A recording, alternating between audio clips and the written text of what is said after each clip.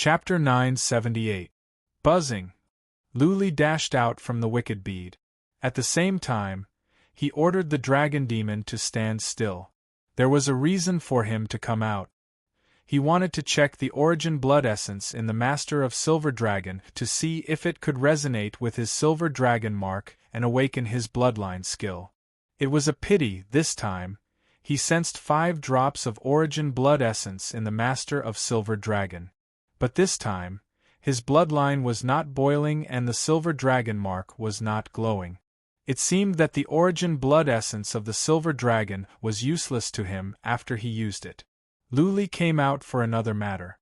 He wanted to see if his soul defense could stand Master of Fairy Fox's enchantment. Since he began his journey, the Silver Dragon mark could withstand any soul attack. He wanted to see if this time would be an exception. He flew up and stood on the head of the dragon demon. He looked at Master of Fairy Fox and his eyes glowed out of instinct.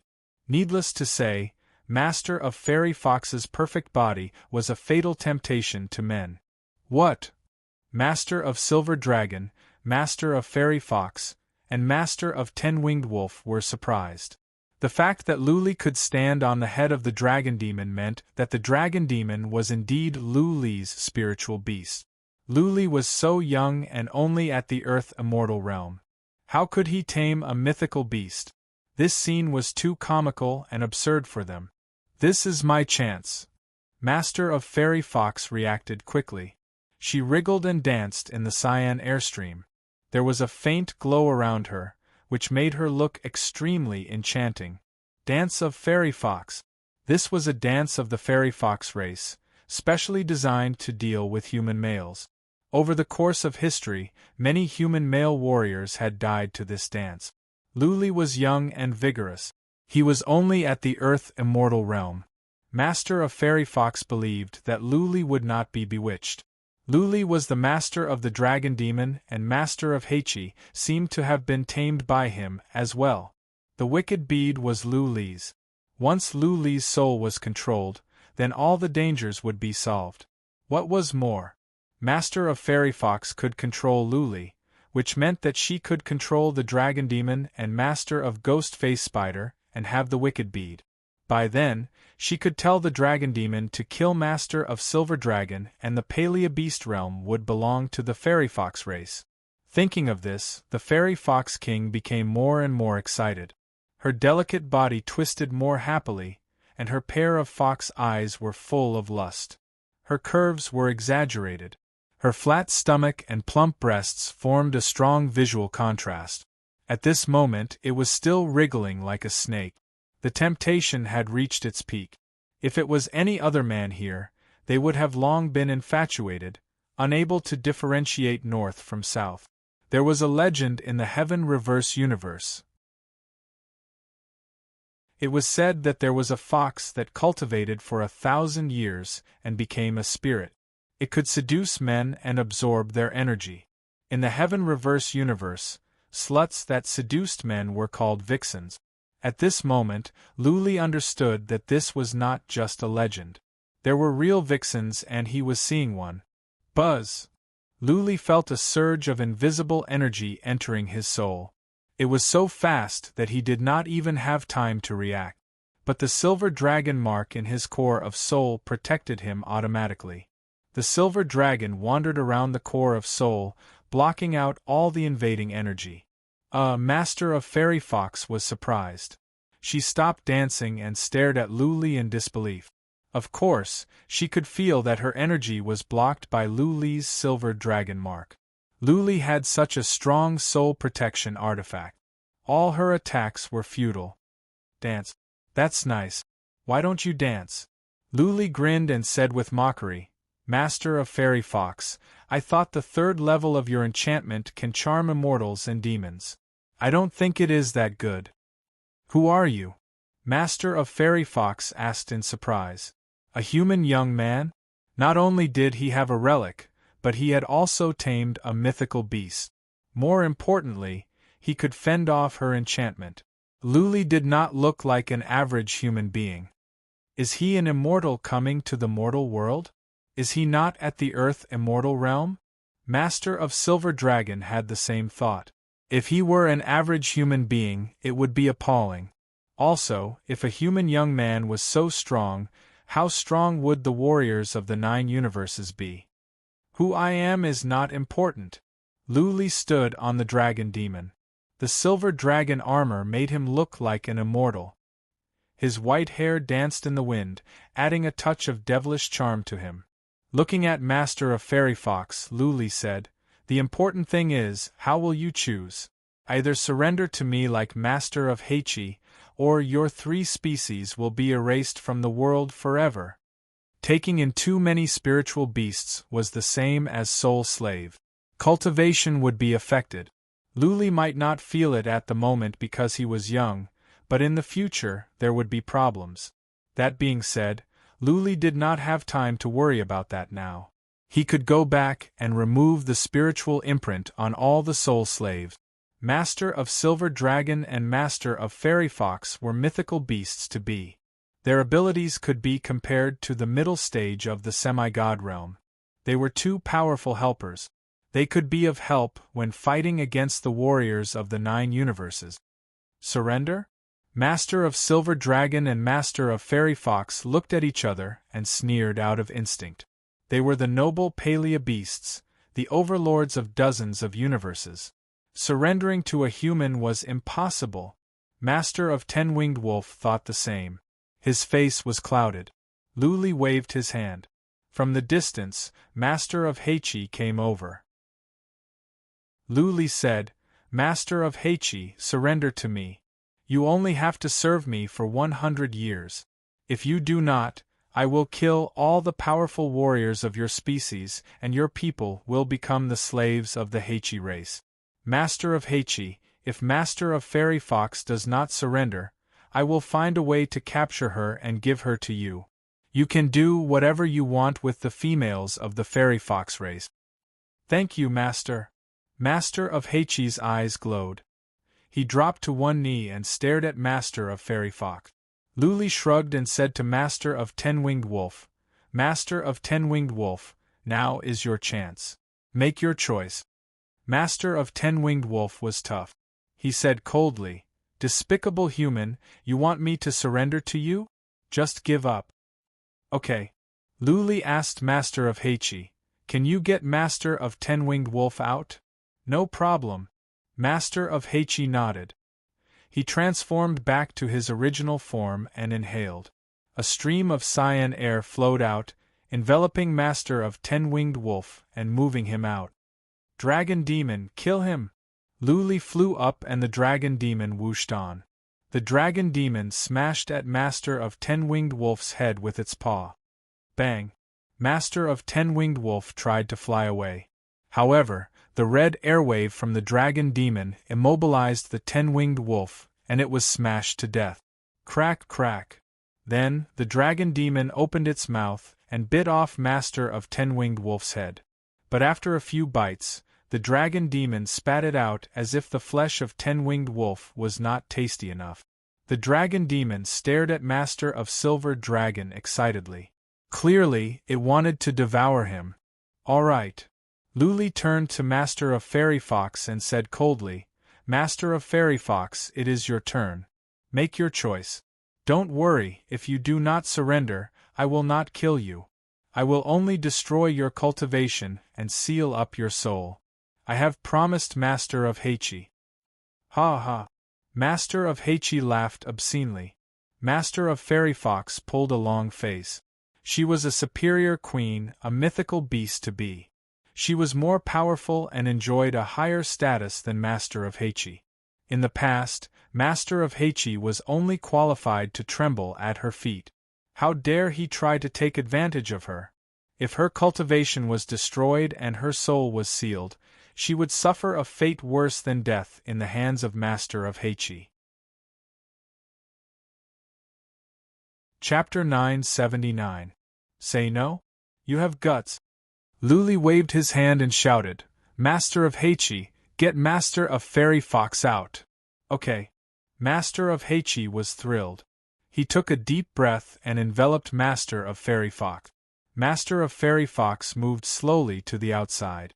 She stared at the glowing golden eyes of the dragon demon with fear. She knew that what awaited her was going to be a miserable end.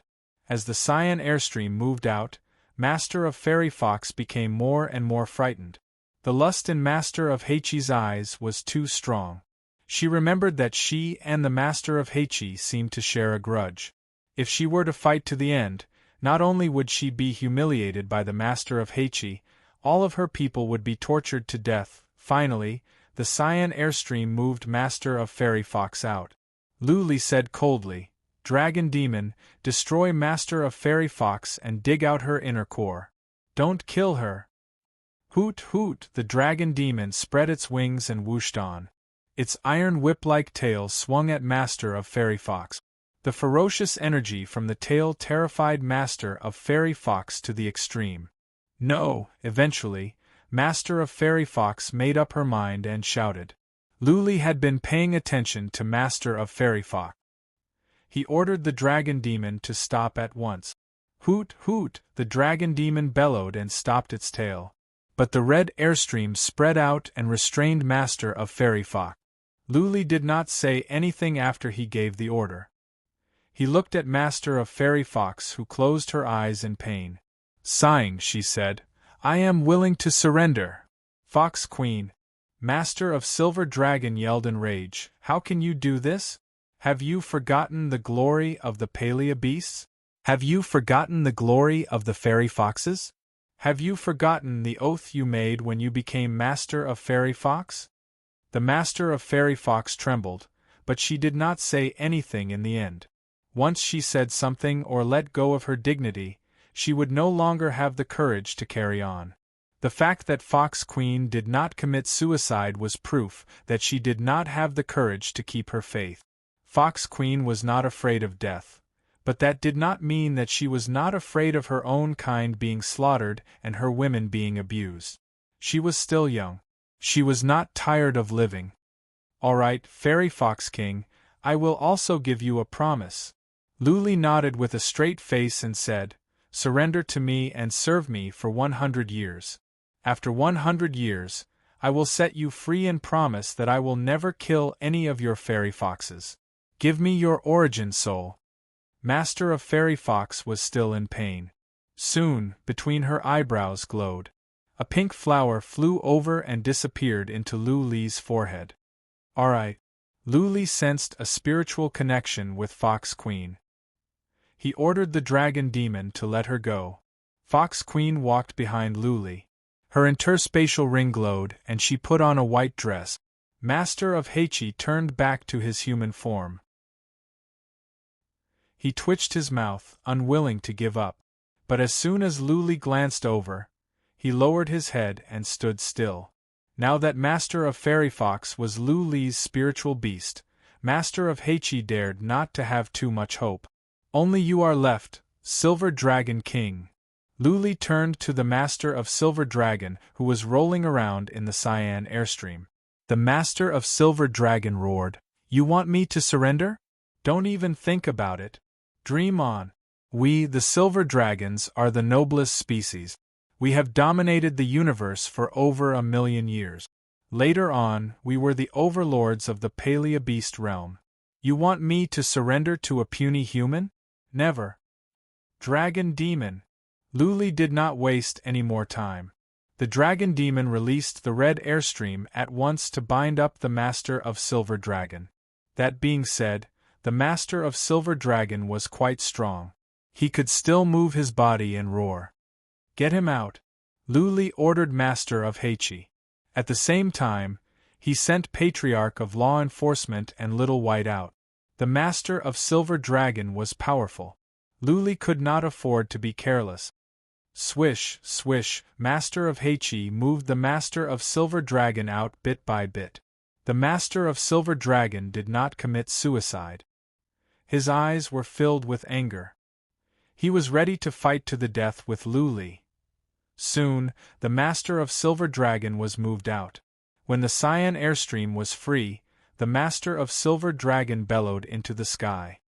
His body glowed in silver light as he broke free from the red airstream and dashed toward Luli. Feudal struggle. Luli waved his hand. Master of Fairy Fox released the enchantment at once. The dragon demon struck at the Master of Silver Dragon with its huge claw. Patriarch of Law Enforcement took out his black iron rod and began to gather dark element. Little White did not fly out. It stood on Luli's shoulder, looking for a chance to sneak up. Bang! The dragon demon was clearly stronger than the Master of Silver Dragon. The dragon demon scratched at the Master of Silver Dragon with its claw. The Master of Silver Dragon tried to defend with his tail but was smashed away by the dragon demon. Some scales fell off and blood oozed out. Master of Fairy Fox's enchantment had some effect on the Master of Silver Dragon, but not too much.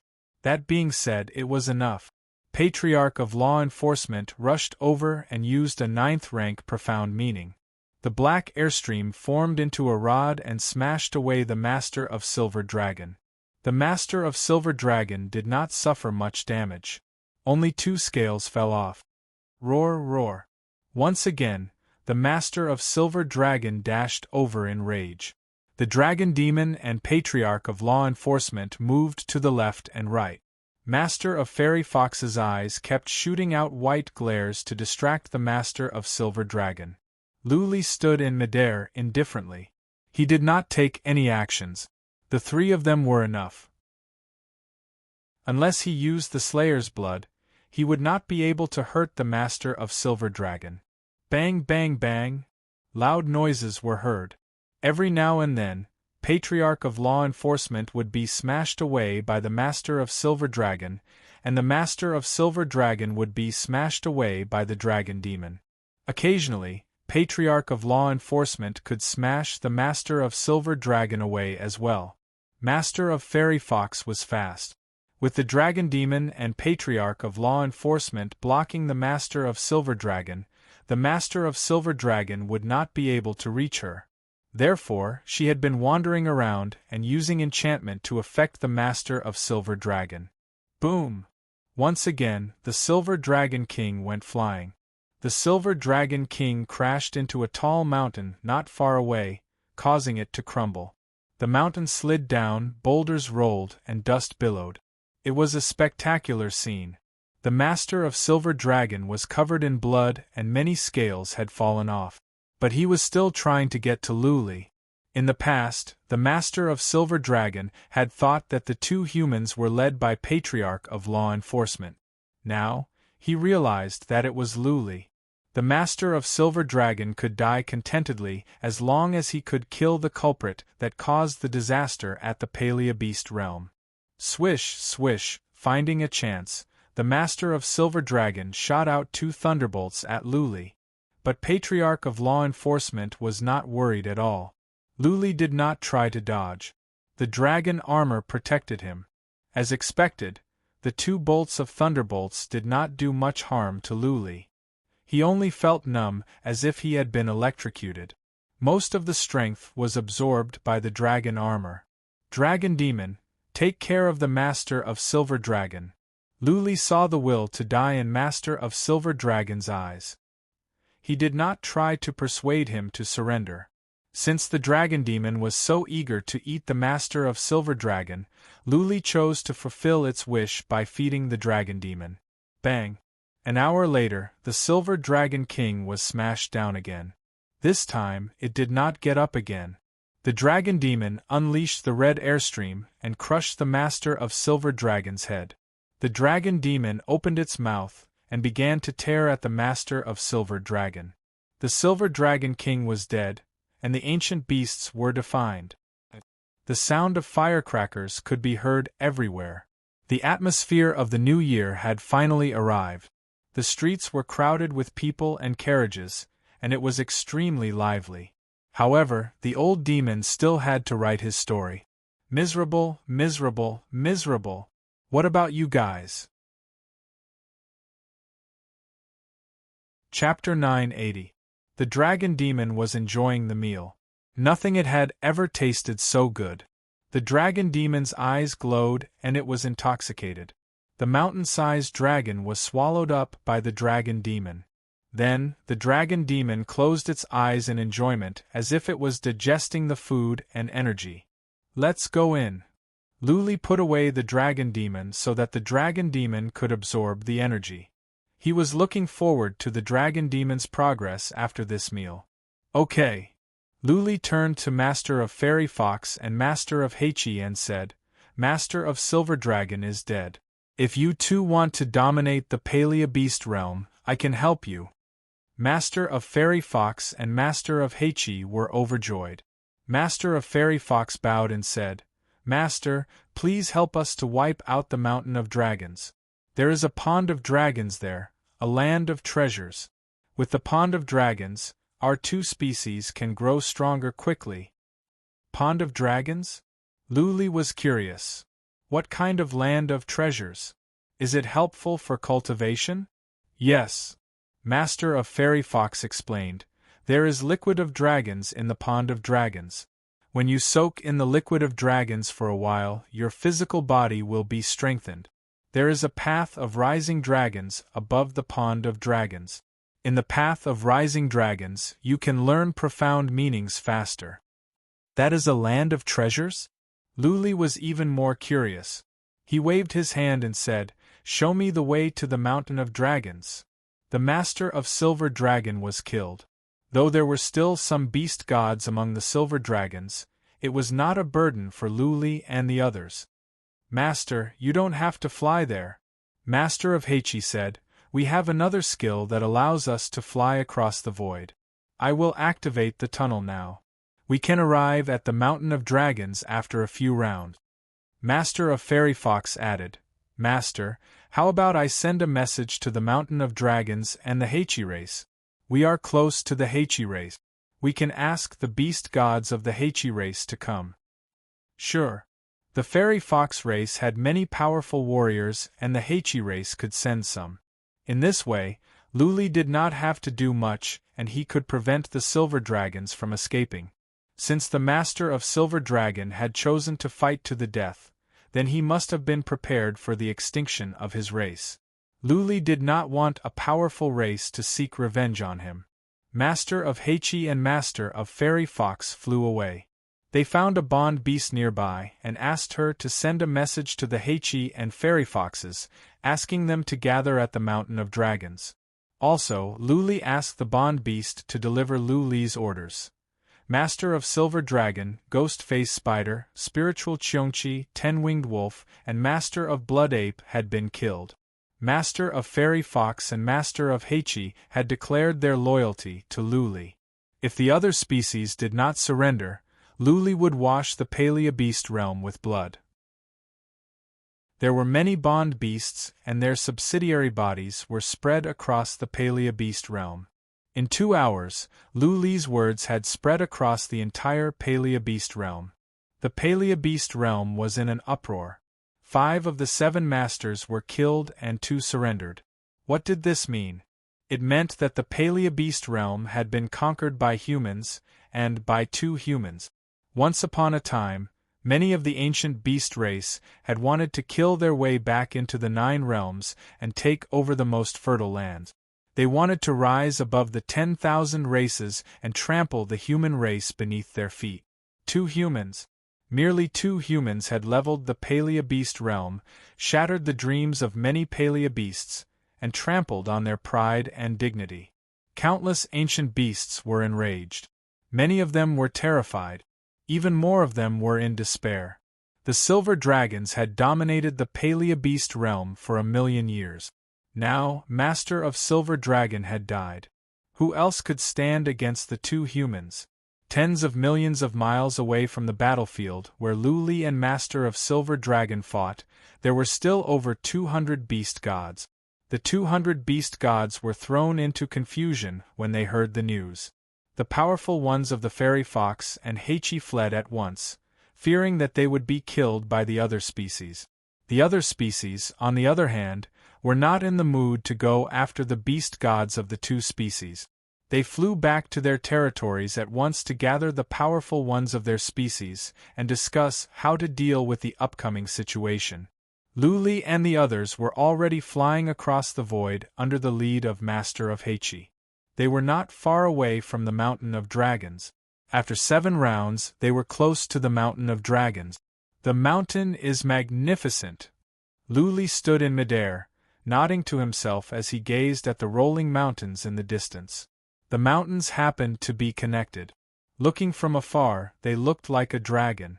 The tallest one is the Mountain of Dragons, Master of Heichi explained attentively. Luli nodded and asked, "When will the powerful ones of your species come?" "Soon." Master of Heichi and Master of Fairy Fox looked at each other and said, "In 8 to 10 hours at the latest, most of our species will be here." "Well, let's wait. The silver dragons are not going anywhere." However, Luli did not even bother to deal with some beast gods of the silver dragon species. He stood in midair and waited quietly. Whoosh whoosh, in just over 6 hours, the sky began to tremble. Many Heichi dashed out, followed by many beautiful ladies. There must be hundreds of them. What? Luli saw that many ladies were still at the Beast King realm. How could they transform? Master of Fairy Fox explained sensibly, "Master, our species has a special skill that allows us to transform after the Noble Lord realm." Luli nodded. He saw hundreds of beast kings and beast gods of the Heichi species. He waved his hand and said, "Let's attack." Master of Fairy Fox and Master of Heichi went to their respective species and flew toward the Master of Silver Dragon. Luli and Patriarch of Law Enforcement followed them. Every now and then, some Fairy Fox and Master of Heichi would sneak glances at them with mixed feelings.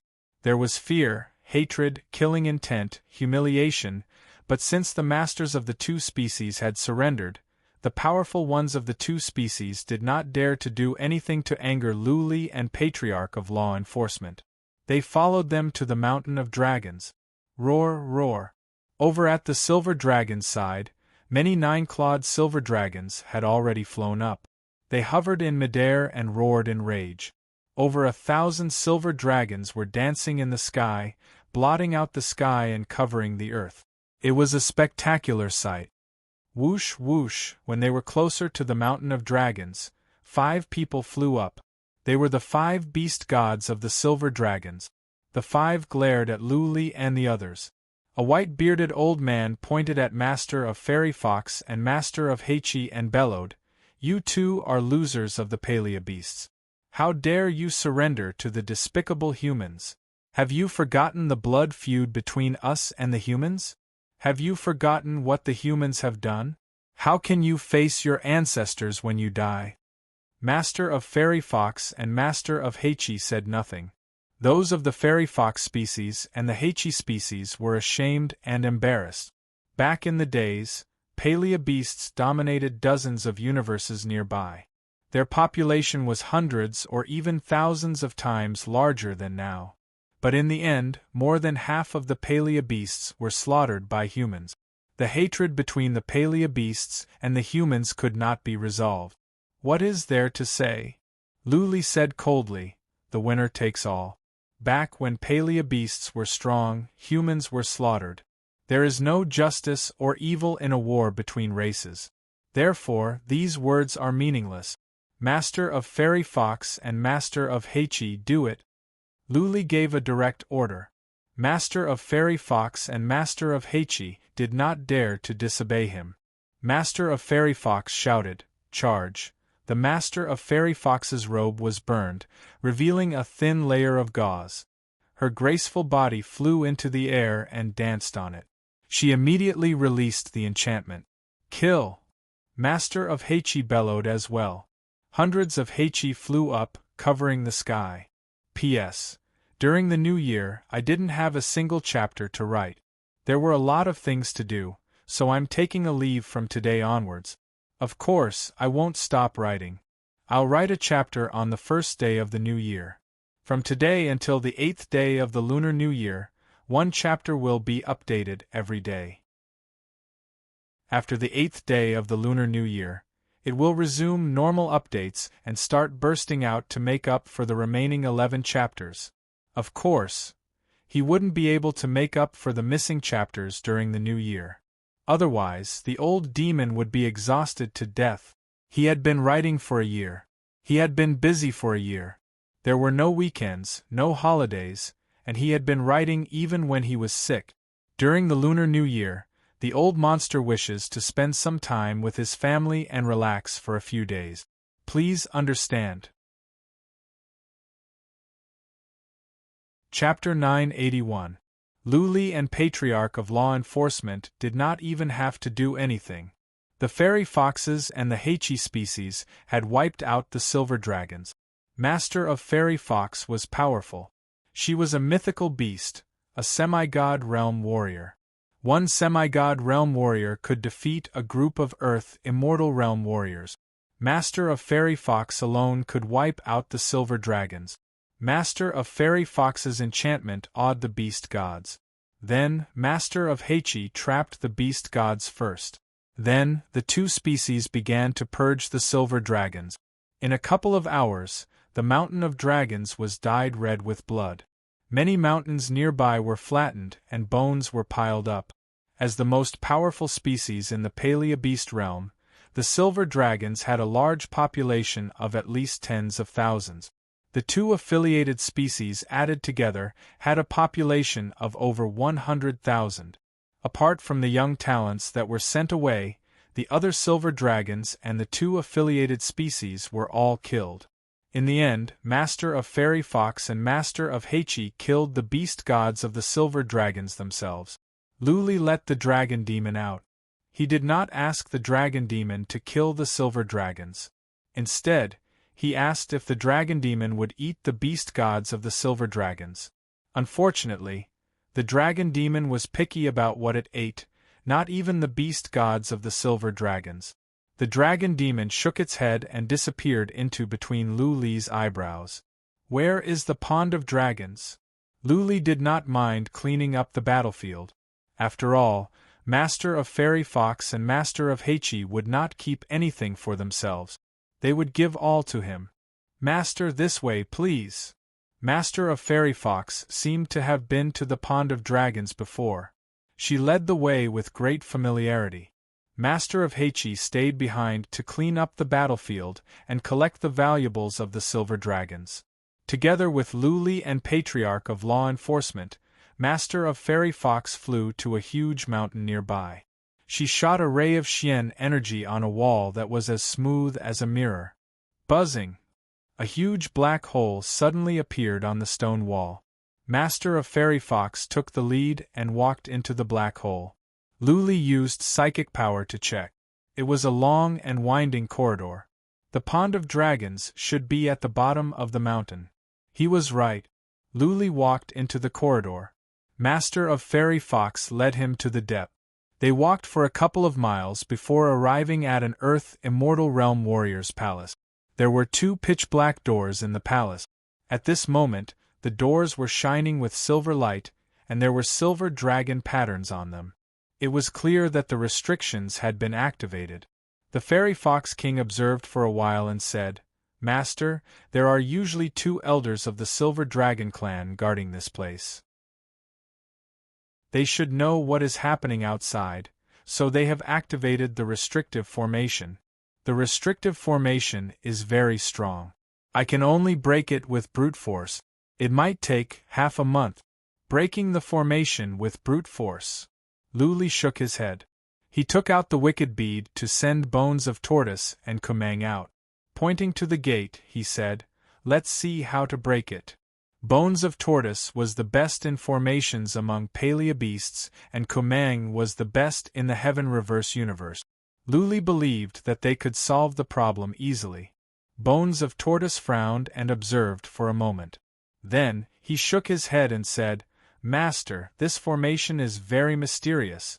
It must have been set up by my ancestor. Moreover, there was another formation master who enhanced the power of the formation and changed it. To break it, it will be very, very difficult." Luli turned to Kumang, who put on a mocking grin. A glint of coldness rose in Luli's eyes. He smashed at Bones of Tortoise's head and killed him at once. Then, Luli said coldly, "You are useless. What are you for?" Master of Fairy Fox trembled. If she were not of some use, Luli would have killed her as well. Saint Lord, please wait a moment. This formation is simple. Kumang took out some formation stones and some special materials to crack the formation. Patriarch of Law Enforcement put on the mystic armor and took out his weapon, ready to take action at any time. Both he and Luli had no doubts about Kumang's ability. Buzzing. In the time for 3 incense sticks to burn, the gate began to glow in a silver light. Then, the gate opened up quietly. 2 surges of horrifying energy spread out. Master of Fairy Fox used enchantment at once. Bones of Tortoise's body was still warm. If she did not perform well and Luli thought she was useless, she would be doomed. There were indeed 2 patriarchs of the Silver Dragon in there. They dashed out but were stunned by Master of Fairy Fox's presence. The 3rd level of enchantment was not a joke. Master of Fairy Fox's dancing body was a fatal temptation. Even Patriarch of Law Enforcement was aroused. Gulp, gulp. This was the first time Kumang saw Master of Fairy Fox using enchantment. He was tense, his eyes were red, and his breaths were fast. He was like a bull in heat. Whoosh, whoosh, Luli used his feather wind weapon and killed the last 2 patriarchs of the Silver Dragon race. Master of Fairy Fox stopped using enchantment and put on her robe. Kumang came to his senses. His robe was like a tent. Luli grinned. Patting Kumang's shoulder, he said, "Kumang, are you interested? How about I ask Master of Fairy Fox to stay with you for a few nights?" Patriarch of Law Enforcement turned his face away in embarrassment. Soon, he calmed down. As soon as Kumang heard Luli's words, his breaths became shorter. He was trembling. He stared at Master of Fairy Fox with passion as if he wanted to devour her. That being said, Kumang was not an average warrior. His realm was not high, but he had become a master of formations. His mind and willpower must be strong. Phew, that is impressive. Kumang closed his eyes to calm himself down. He sighed, touched his nose awkwardly and said, "Saint Lord, don't make fun of me. I am not that crazy." Master of Fairy Fox had taken the shape of a human being, but her body was still that of a beast. Her mind was still that of a beast. Apart from the skin, everything else was that of a beast. Asking a female fox to stay with him for a night? He was not that hardcore. Master of Fairy Fox's face blushed when she heard Luli and Kumang's conversation. Even though Kumang had implied something, she dared not to say anything. Instead, she looked at Luli with a pitiful and bitter look. "Alright, I am just kidding. Don't act like you are wronged."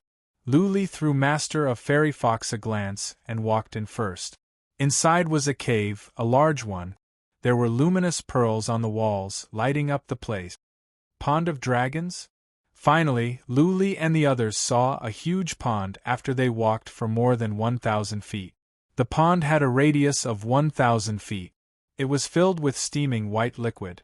On one of the walls there were 3 protruding stones. The white liquid was dripping out slowly. Next to the pond of dragons was a dark cave. The cave meandered into the depth. Luli sensed something strange. That must be the so-called path of rising dragons. Soaking in there can strengthen one's body? Is it useful for humans? Luli asked. It should be. Master, you can go in and have a try. Master of Fairy Fox explained. The liquid of dragons is useful to all beasts. I once soaked in it and my body was strengthened. It is amazing. The liquid should be natural water. Okay. I will have a try. Luli's body was already strong, comparable to the peak of the Earth immortal realm. If he could strengthen it further, he could be as strong as a semi-god realm warrior. By then, even without the dragon armor, average semi-god realm warriors would not be able to kill him. He soared into the air and flew directly into the divine dragon pool, enveloping his entire body in the divine dragon liquid. Plop, plop. As soon as Luli entered the pond of dragons, something happened. All of a sudden, he screamed in pain. Then, the liquid of dragons in the pond began to boil. P.S. Happy New Year's Eve. Chapter 982. What? A glint of coldness rose in Patriarch of Law Enforcement's eyes. He thought that Master of Fairy Fox was trying to set Luli up and that the Pond of Dragons was not filled with liquid but poison. Therefore, he took out his iron rod at once and smashed at Master of Fairy Fox. Bastard! How dare you harm Lear? Master of Fairy Fox stared at the pond in astonishment. She did not expect that Patriarch of Law Enforcement would suddenly make a move. By the time she came back to her senses, the iron rod was already in front of her. A surge of energy locked onto her head. In the next moment, her head was going to be smashed. Great-Grandpa, stop! A shout came from the Pond of Dragons. Patriarch of Law Enforcement stopped as soon as he heard Luli's voice. That being said, his energy still knocked Master of Fairy Fox away.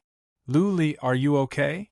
Patriarch of Law Enforcement came back to his senses. He was overwhelmed by anger. Master of Fairy Fox was Luli's spiritual beast. How could she hurt him? Patriarch of Law Enforcement used psychic power to check the Pond of Dragons. However, he could only tell that Luli was in there and nothing else.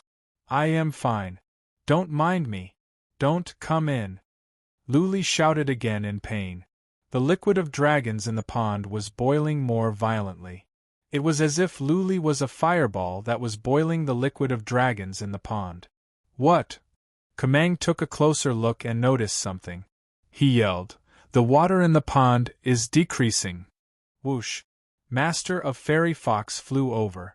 She did not scold Patriarch of Law Enforcement. After all, he was Luli's great-grandpa. What could she say? She stared at the pond a few times, her big eyes filled with surprise and suspicion. She murmured, "Could it be that Master is gifted? How come the liquid of dragons is decreasing so fast? Good heavens! Master has absorbed so much liquid of dragons. He is so strong." Patriarch of Law Enforcement and Kamang looked over. Patriarch of Law Enforcement asked coldly, "What is going on?" I don't know." Master of Fairy Fox shook her head and said timidly, "Previously, when we went into the Pond of Dragons, nothing would happen. We would only absorb a small amount of liquid of dragons to strengthen our bodies. Master, he's absorbed too much divine dragon elixir. I'm afraid that even the most monstrous genius of the silver dragon race isn't that powerful." Less than half of the liquid of dragons in the Pond of Dragons was gone. Luli's head was poking out. The rest of the liquid of dragons was still being absorbed by Luli at a horrifying speed.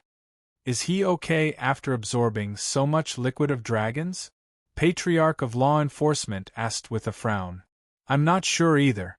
Master of Fairy Fox shook her head and said, "The divine dragon elixir is a good thing, but Master has absorbed too much of it. You know, some good things can't be withstood if you absorb too much." Patriarch of Law Enforcement and Kamang pulled a long face. Their eyes flickered as they wondered if they should get Luli out. When things reach an extreme, they move in the opposite direction. The liquid of dragons was good stuff. But was Luli sure that he wouldn't explode and die if he absorbed so much? That being said, Patriarch of Law Enforcement was hesitating since Luli had told him not to do anything to Luli. Luli was sitting in the Pond of Dragons with his head out. The liquid of dragons in the Pond of Dragons was boiling, surging toward him and being absorbed by his body. Luli seemed to be in pain. He was trembling as if he had been thrown into a stove. Veins were popping out on his face. His ferocious expression made him look like a beast that was being attacked. More than half of the liquid in the Pond of Dragons had been absorbed. Luli was still absorbing. Master of Fairy Fox's mouth was wide open. She once heard from Master of Silver Dragon that even the most talented silver dragon in history could only absorb a small portion of the liquid of dragons. He can't be thinking of absorbing all the divine dragon liquid, right? Master of Fairy Fox murmured. Then, she worked up the courage to remind Luli, "Master, the liquid of dragons is good stuff. But, if you absorb too much, your body will not be able to take it." In history, many members of the Silver Dragon clan, exploded and died. Patriarch of Law Enforcement added, "Lu Li, don't force yourself. Just absorb enough." "Don't mind me," Lu Li shouted again. He did not even open his eyes. He was like a drunkard who had given up on himself and wanted to drink more. As a matter of fact, Lu Li did not care about the absorption of the liquid of dragons because he was not the one absorbing the liquid of dragons, but the silver dragon mark. As soon as he entered the pond of dragons, the silver dragon mark in his core of soul came to life and hovered around in the soul pond. Then, the liquid of dragons around him began to boil and surge into his body. He could not control it at all. A large amount of liquid of dragons entered his body. He felt he was being pricked by hundreds of millions of needles. The pain was comparable to the 3 days and nights he spent at the Wicked Sorcery Mountain. As a matter of fact, Lu Li could have flown away. But he chose to take it on. The silver dragon mark was a part of him. Since the silver dragon mark wanted to absorb the liquid of dragons, it must be beneficial for him. What was more, at this moment, his physical body was strengthening at a terrifying speed. This was something he could clearly sense. It was painful but not unbearable. Therefore, Lu Li chose to take it on. Time moved on. The liquid of dragons in the pond was decreasing. Master of Fairy Fox's mouth was opened wider and wider. She was trembling in fear. She was afraid that Lu Li would explode and die. Lu Li had absorbed so much liquid of dragons that the energy in his body had reached a horrifying level. If he were to explode, an area with a radius of 3 miles would become barren. What was more, Lu Li's energy was growing, which made Master of Fairy Fox feel suffocated. It was as if there was a volcano inside Lu Li that could erupt at any time. Patriarch of Law Enforcement had taken out his mystic armor. His psychic power was locked on Lu Li, ready to rescue at any time. Patriarch of Law Enforcement asked Kumang to leave the cave. If Lu Li were to explode, Kumang would not survive. Patriarch of Law Enforcement did not know why Lu Li insisted on taking in the liquid of dragons, but he respected Lu Li's decision. If Lu Li were to explode, Patriarch of Law Enforcement would stay here and die with Lu Li. He would be too ashamed to go back and face by Qiushue, Jiang Qiling, and Lu Xingyang. Time moved on. There was not much liquid of dragons left in the pond of dragons. Lu Li's energy was becoming more and more horrifying. Every now and then, Lu Li would bellow, as if he were a beast from the demonic world that was bound. Hiss! Ah! Lu Li grimaced and bellowed. His energy was becoming more and more horrifying. He had consumed a lot of liquid of dragons and his body had absorbed a lot. That being said, there was still some energy lurking in his body.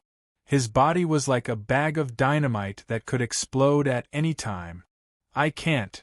When all the liquid of dragons was absorbed, Lu Li felt the energy in his body had reached the limit.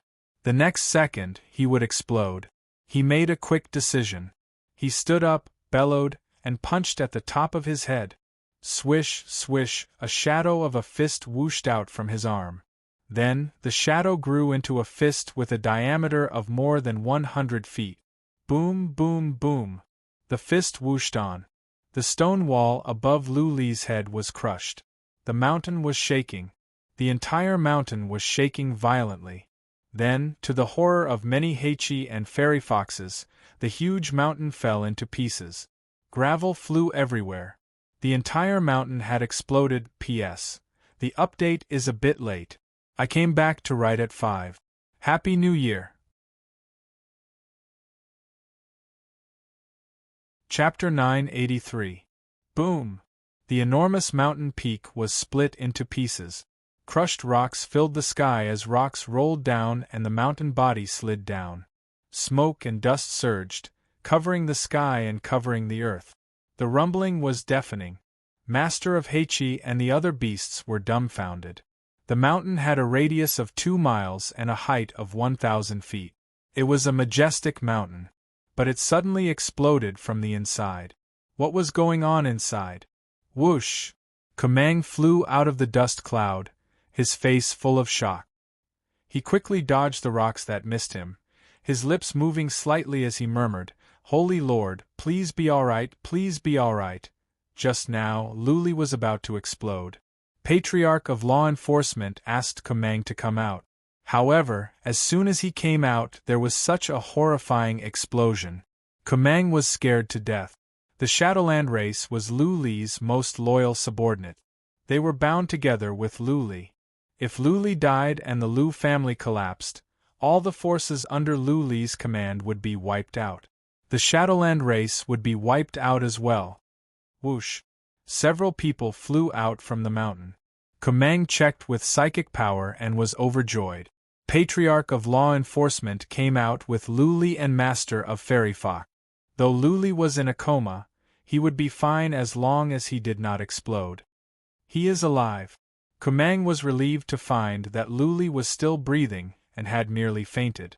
He flew over and asked, "Patriarch of Law Enforcement, how is Saint Lord?" "He has passed out, but he should be fine. He has used up most of the accumulated energy," Patriarch of Law Enforcement explained. Then, he took Luli to a mountain nearby and found a cave to settle him down.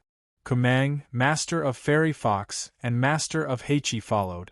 Master of Heichi asked, but Patriarch of Law Enforcement did not answer. Patriarch of Law Enforcement waved his hand and said, "Go back to your business. Master of Fairy Fox, keep an eye on the Paleobeast realm. Nothing can go wrong in the Paleobeast realm." Master of Fairy Fox knew that Patriarch of Law Enforcement was Lu Li's great-grandpa. She could not disobey Patriarch of Law Enforcement's order. Also, she had to control the Paleobeast realm herself. She had to be Lu Li's slave for 100 years. During this time, she could not stay in the Paleobeast realm. Therefore, before she left, she must take control of the entire Paleobeast realm. Otherwise, when she came back, the Fairy Foxes would be wiped out. Both Master of Fairy Fox and Master of Heichi were smashed away. They were bitter. The mountain where the Pond of Dragons was located had been demolished by Luli. The most precious path of rising dragons was destroyed. Master of Fairy Fox and Master of Heichi were devastated. The path of dragons. Why were there so many silver dragons? How could they dominate the Paleobeast? The divine dragon pond was not of much help. The most valuable place was the rising dragon path. Now, it had been destroyed by Luli. No. Dragon pond pond. Pond. Mountain. Pond dragon pond pond. Master of Fairy Fox suddenly thought of something. Her face showed a glimmer of hope, and she quickly gathered many experts of the Fairy Fox clan to start digging in the mountains. Hearing that, Master of Heichi immediately gathered some of his clansmen to help with the excavation. At the same time, the two of them repeatedly told the clansmen not to be reckless and to dig the rocks bit by bit. The speed at which the group of experts excavated the collapsed earth was too fast. In just an hour they had dug out a huge pit nearby. The divine dragon pond was very deep under the ground. After another half an hour of digging, Fairy Fox King's divine thoughts had already explored the bottom of the pond. "Okay." Master of Fairy Fox shouted in excitement. Master of Heichi followed. He was overjoyed to find that the path of dragons was not completely destroyed. Only half of it had collapsed. Though the path of dragons was less than 20 feet wide, it could accommodate 10 people. After all, they could sit and study in the path of dragons. The space was more than enough. Master of Fairy Fox asked several beast gods to do the digging. She did not want any accidents to happen. The path of dragons was a land of treasures that could help the fairy foxes grow stronger. When the path of dragons was excavated, Master of Fairy Fox set up inhibition formations in person. She was not good at inhibition formations, but it was good to have some protection. Master of Heichi went to collect the treasures of the silver dragons. Master of Fairy Fox promised that in the future, the two species could use the path of dragons together. They were both Lu Li's spiritual beasts. Naturally, the two species would work together. In this way, when they left with Luli, the two species would not be wiped out. Master of Fairy Fox busied herself with the inhibition formations in place. First, she had to find a bond beast nearby so that she could send a message to their master.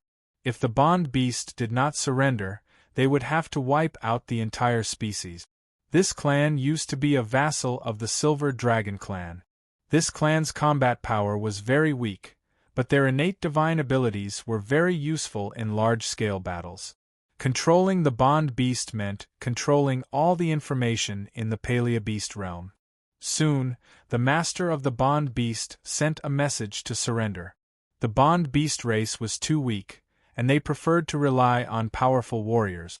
Master of Fairy Fox and Master of Heichi were the most powerful ones. There were also two powerful humans. The bond beast race knew the situation very well. How could they resist? With the bond beast's surrender, the Palea Beast realm would be under their control. The mother of the bond beast race could divide into subsidiary bodies. The subsidiary bodies were as small as flies. They were everywhere. There was no way to kill them all. Those subsidiary bodies were like eyes. They would receive all the information in the Palea Beast realm.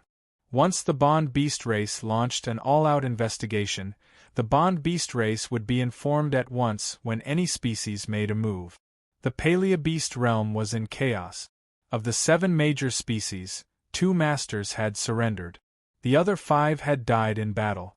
The species were leaderless. The ghost-face spiders had sent out an announcement to summon all the Palea Beasts to fight against the humans, even if all the Palea Beasts were to be wiped out. But how? If the two sides were just a little bit weaker, or if both sides could be injured in a desperate fight, many Palea Beasts would take the risk. But the two sides were worlds apart. Master of Silver Dragon, Master of Ghost-Face Spider, and Master of Fairy Fox, the 3 mythical beasts, could not stand against Luli and Master of Heichi. Who else could? But if they did not fight to the bitter end, were they supposed to surrender? As a race that had ruled over countless realms more than 2 million years ago, the ancient beast race was prideful to the core. It was already difficult for them to submit, much less lower their heads to the humans. Once, the Palea Beasts were slaughtered by humans. Their blood flowed like rivers, and their bodies piled up like mountains. Back then, there were many powerful warriors of the Palea Beasts, but more than half of them were slaughtered by humans. The hatred ran deep. It was impossible to reconcile. In the end, the new master of Ghost-Face Spider ordered the powerful warriors of the major species to gather at the Cave of Spiders to discuss countermeasures. The powerful warriors of the major species responded at once, with the intention of huddling together for warmth. With the help of another species that could travel through space, the powerful warriors of the major species gathered at the Cave of Spiders in a few days. 3 days later. Chapter 984. As soon as the notice was sent out, the bond beasts were sent to the Mountain of Dragons. Luli had not woken up yet, so Patriarch of Law Enforcement did not act rashly. He told Master of Fairy Fox to stabilize the situation and not to start a war for a while. As a matter of fact, as long as Master of Fairy Fox and Master of Heichi worked together, it would not be difficult for them to wipe out the allied force of Palea Beasts. However, Luli had been in a coma and Patriarch of Law Enforcement wanted to play it safe. It was easy to drag things out. The Fairy Fox King did not take any action, did not spread any word, did not declare war, and did not agree to the conditions of the other side. Thus, the other side could not take action immediately. After all, they had the absolute upper hand. The bond beasts had even joined them, so their every move was under surveillance. Another 3 days passed, but there was no response. The Palea Beast Alliance began to mobilize their troop. They used a special species, the Heavenly Spirit Bird, to travel through space. A large number of troops gathered outside the sinister spider cave. The 5th day. The new master of Ghost-Face could not wait any longer. Once again, he issued an announcement in anger. If Luli and Patriarch of Law Enforcement did not leave the Paleobeast realm in 5 days, they would attack the Mountain of Dragons and fight to the death. Luli was still unconscious. Luli almost exploded after he absorbed an entire pond of liquid of dragons. At the critical moment, he punched out and released much of the horrifying energy in his body. That being said, he suffered a huge backlash, which was why he had been in a coma all this time. Master of Fairy Fox sent the news to the Patriarch of Law Enforcement. The Patriarch of Law Enforcement had no choice but to ask Master of Fairy Fox to mobilize the armies and warriors of the two clans.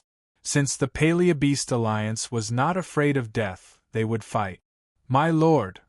Master of Fairy Fox did not leave immediately after receiving the order. Instead, she said in a serious tone, "We, the Paleobeasts, actually have a divine beast quasi. This powerful being does not belong to any race and has been in hiding for thousands of years. He has always kept a low profile, so ordinary Paleobeasts probably do not know about him. This time, the allied army is so aggressive, wanting to fight to the death at the slightest provocation. I reckon that this lord might have made a move and is hiding in the army." "There's a quasi-divine beast?" The law enforcement elder frowned and asked, "How strong is this person? How does it compare to the Silver Dragon King?" Master of Heichi thought for a while and said, "This one is very powerful. I think he is not much weaker than the King of Silver Dragon. If this one has more clansmen, he would be ranked second among the Paleobeasts." "Yes." Fairy Fox King nodded and said, "Ghost-Face Spider King, and I don't think we are a match for him, but he should not be able to poison Silver Dragon King to death." This was a 3-legged golden toad called Jinyu. Their race was originally a powerful ancient race, but they never had many clansmen, and it was difficult for them to reproduce. Later on, a large number of their clansmen were killed. When they came to the Paleobeast realm, there were only a few hundred of them left. He was the only one left in his generation. "Can't poison him to death?" The law enforcement elder frowned and asked, "He can release poison?" "Yes." There was a hint of fear in the eyes of the Fairy Fox King. "The most terrifying thing about the 3-legged golden toad is its poison. If the Ghost-Face Spider King and I are poisoned, we will die. Only the Silver Dragon King's defense and dragon saliva can withstand his poison." Patriarch of Law Enforcement and Kumang looked at each other with fear in their eyes. Patriarch of Law Enforcement even wanted to leave the Paleobeast realm right now. Poison! That was something horrifying. When the master of the voodoo race developed the voodoo poison, the entire human race had no antidote. They had to hole up in their cities. If it were not for Luli, the demon-slaying city would have fallen. In the end, all the powerful warriors would either be killed by the Asmodean Lord or poisoned to death by the master of the voodoo race. What did they come to the Paleobeast realm for? To help Luli obtain the origin blood essence of the Silver Dragon and awaken his bloodline skill. Now that the origin blood essence was in his hands and Luli had awakened a bloodline skill, it was pointless to stay in the Paleobeast realm. Since there was such a horrifying warrior around, he might as well leave. After all, occupying the Paleobeast realm was meaningless. "Are you sure he will do something?" Patriarch of Law Enforcement asked after some thoughts. "I don't know where he is, but I think he will," Master of Fairy Fox said with concern, "because, if he doesn't, the other races will not have the courage to start a war. Master of Heichi and I alone can wipe out the allied forces of the beast. Unless the other races have lost their minds and are tired of living, they will not risk their lives. There are so many races. Some are afraid of death." "You have a point." Patriarch of Law Enforcement thought about it and said, "Let's do it this way. We have 5 days. Kumang, go and crack the teleportation formation to the purgatory of primordial chaos. If things go south, we will leave." There were only 3 passageways connecting to the purgatory of primordial chaos. There was one at the Mountain of Dragons, and Kumang had checked it. The Paleobeast's inhibition formations were not powerful. Kumang was confident that he could crack it. No problem. We can crack it in 2 days. Kumang shrugged and left with Master of Heichi. Patriarch of Law Enforcement said to Master of Fairy Fox, "Stick to the original plan. Mobilize the powerful warriors of the 2 races. Also, get more bond beasts. Monitor an area with a radius of 300,000 miles. Do not let a fly sneak in." Patriarch of Law Enforcement knew that Luli was going to use Master of Fairy Fox and Master of Heichi. If the 2 races were wiped out, the 2 might court death. What was more, the Paleobeast realm had many treasures and strange beasts. They would be helpful in the fight against the warriors of the 9 universes. Therefore, if the Paleobeast realm could be conquered, Patriarch of Law Enforcement would not give up. Also, it was said that the purgatory of primordial chaos was dangerous. Patriarch of Law Enforcement and Kumang knew nothing about the purgatory of primordial chaos. Before Luli woke up, it would be dangerous as well. Patriarch of Law Enforcement was at the semi-god realm, and so was Master of Fairy Fox. In addition, Master of Heichi had special skills. There was only one 3-legged golden toad that could use poison. Patriarch of Law Enforcement was not afraid. Time moved on. 2 days later, Kumang opened the seal successfully. They could teleport to the purgatory of primordial chaos at any time. Patriarch of Law Enforcement was emboldened by the fact that Kumang had built formations of illusion and destruction. He decided to hold on until the last moment. Warriors and warriors of the Fairy Fox and Heichi species were being mobilized. Over 10,000 of them had gathered here. The Master of Bond Beasts came in person with hundreds of bond beasts. An area with a radius of 300,000 miles was filled with subsidiary beasts. Not even a fly could sneak in. On the 4th day, 30,000 miles to the west of the Mountain of Dragons, space was torn apart. Many black birds flew out from the void. On those birds were all kinds of beasts. There was no end in sight. Buzzing, the sky was being torn apart. Many powerful beasts were teleported over. In 2 hours, the number of beasts had reached 10,000.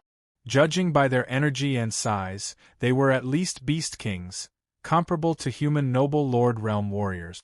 When the beasts arrived, they began to clean up the bond beasts nearby. They cleaned up an area with a radius of 300 miles. Even the bond beasts hiding underground were found and killed. Chapter 985. There were many species in the Paleobeast realm. There were all kinds of strange species. Many of them were not strong, but they had strange skills, such as bond beasts. Everything in the world reinforced and countered each other. In the Paleobeast realm, there was a species that could counter bond beasts, the sky-nosed rat. This species had very sensitive noses. Once they smelled something, they could find you even if you were 2 miles underground. It just so happened that this species was not weak. With the help of the sky-nosed rats, all the bond beasts nearby were dug out. None were left. Without the bond beasts, the sky-nosed rats could not find out what was going on over there. The heaven-nosed rat began to spread in all directions. There were many people in this tribe, and they easily found all the bond beasts in the vicinity and killed them. The area within a radius of 100 miles became a vacuum zone. Patriarch of Law Enforcement couldn't get any information about that area. How many beasts had come, how many powerful ones, and whether the 3-legged golden toad were here or not. Patriarch of Law Enforcement chose the safest way. He took Luli and Kumang, who were still in a coma, and hid at the entrance to the purgatory of primordial chaos. Kumang had built a formation of destruction and a strong illusion. Even if the enemies came in, Patriarch of Law Enforcement would have enough time to run. Patriarch of Law Enforcement ordered Master of Fairy Fox and Master of Heichi to attack. After all, the ones dying were beasts, not humans. Patriarch of Law Enforcement would not feel sorry no matter how many died. Master of Fairy Fox did not attack rashly. Instead, she wanted to stay at the Mountain of Dragons and try to find out more about the enemies. She could bide her time and wait for exhaustion. A day later, the allied forces of the beasts marched toward the Mountain of Dragons. How many species were there in the Paleobeast realm? How many powerful ones? It was simply uncountable. The army had gathered close to 1,000,000 soldiers and charged over. Based on the investigation, there were at least 200 or 300 beast gods, countless beast kings, and the rest were beast kings. Almost all the species in the Paleobeast realm had gathered in this army. The 7 major species were the most powerful in the Paleobeast realm. That did not mean that the other species were weak. At least 100 Paleobeasts had beast gods. With so many species gathered together, it was a force to be reckoned with. Of course, for Master of Fairy Fox, this was not too stressful. She was a mythical beast, a semi-god realm warrior. Could 10,000 human sovereigns and a few hundred earth immortals kill a semi-god realm cultivator? The difficulty was very high. The difference in cultivation realm could not be made up by the number of people. Furthermore, the Fairy Fox King's enchantment art had reached the 3rd stage. Once she released the enchantment art, no matter how many beasts there were, they would be shocked. However, Fairy Fox King was under a lot of pressure at the moment. There were so many races, and there might be a few who were not afraid of death. However, all of them were not afraid of death. This was too abnormal. There must be a reason behind it. It took them only 2 hours to cover the distance of 100,000 miles. Master of Fairy Fox and Master of Heichi had no choice but to send their powerful warriors to fight. Besides, Master of Heichi had joined the battle in person. Otherwise, the 2 clans would have been torn into pieces. The war inevitably broke out. They had no choice but to fight, and the morale of the allied forces was high. They started the war without any nonsense. However, the battle between the 2 sides was not intense. The Beast Tribe Alliance had only sent tens of thousands of Beast Tribe members to participate in the battle. Most of the powerhouses were just watching the battle. Master of Fairy Fox was holding the rear. Luli and Patriarch of Law Enforcement were nowhere to be seen. Naturally, the Allied forces did not send out all of their forces. Both sides were afraid of each other. The Fairy Foxes and the Heichi species only sent over 10,000 warriors, and there were only a dozen beast gods. But the Allied forces had sent out more than 30 beast gods. Master of Heichi was there, but the Allied forces could not be defeated. In merely 2 hours, 3,000 to 4,000 of the Fairy Foxes and the Heichi species had lost their lives. Master of Fairy Fox had no other choice but to join the battle in person. Otherwise, all the powerful warriors of the 2 species would perish. As soon as Master of Fairy Fox took action, the tables were turned. Master of Fairy Fox's enchantment was powerful. The more than 30 beast gods of the allied forces were all shocked. Then, Master of Heichi killed several beast gods easily. Swish, swish, suddenly, white smoke rose from the ground. The white smoke seemed to be intelligent. It moved upward in the shape of a white snake and enveloped many powerful warriors of the Fairy Foxes and the Heichi species. Retreat! Master of Fairy Fox was frightened to see the white smoke. She stepped back at once. Master of Heichi did not hesitate. He breathed out some cyan airstream and rushed back. Ah, clan leader, save me! The smoke is so poisonous. The warriors of the Fairy Foxes and the Heichi species, who were covered by the white smoke, all screamed in midair. Then, under the watchful eyes of the beasts, their bodies were corroded. They turned into skeletons at a speed visible to the naked eye and fell down. The 3-legged golden toad, Master of Fairy Fox and Master of Heichi, immediately identified the attacker. There were 2 beast gods among the poisoned warriors. Only the 3-legged golden toad could poison beast gods to death so easily. Both of them used their divine telekinesis to probe the area below, but found nothing. The shadowless tribe must have helped him to hide. Master of Fairy Fox searched a few times and came up with an idea. She knew of a race that was good at hiding. Her divine senses were very powerful, but she could not find the three-legged golden toad. The clan leader of the Shadowless tribe must have helped him. All of you, retreat. Master of Fairy Fox ordered decisively. The three-legged golden toad had taken action. It would be pointless for the average warriors to stay here except for seeking death. The warriors of the two races were obedient. They retreated to different sides at once. The allied forces did not go after them. Their target was clear. They were here for Luli and Patriarch of Law Enforcement.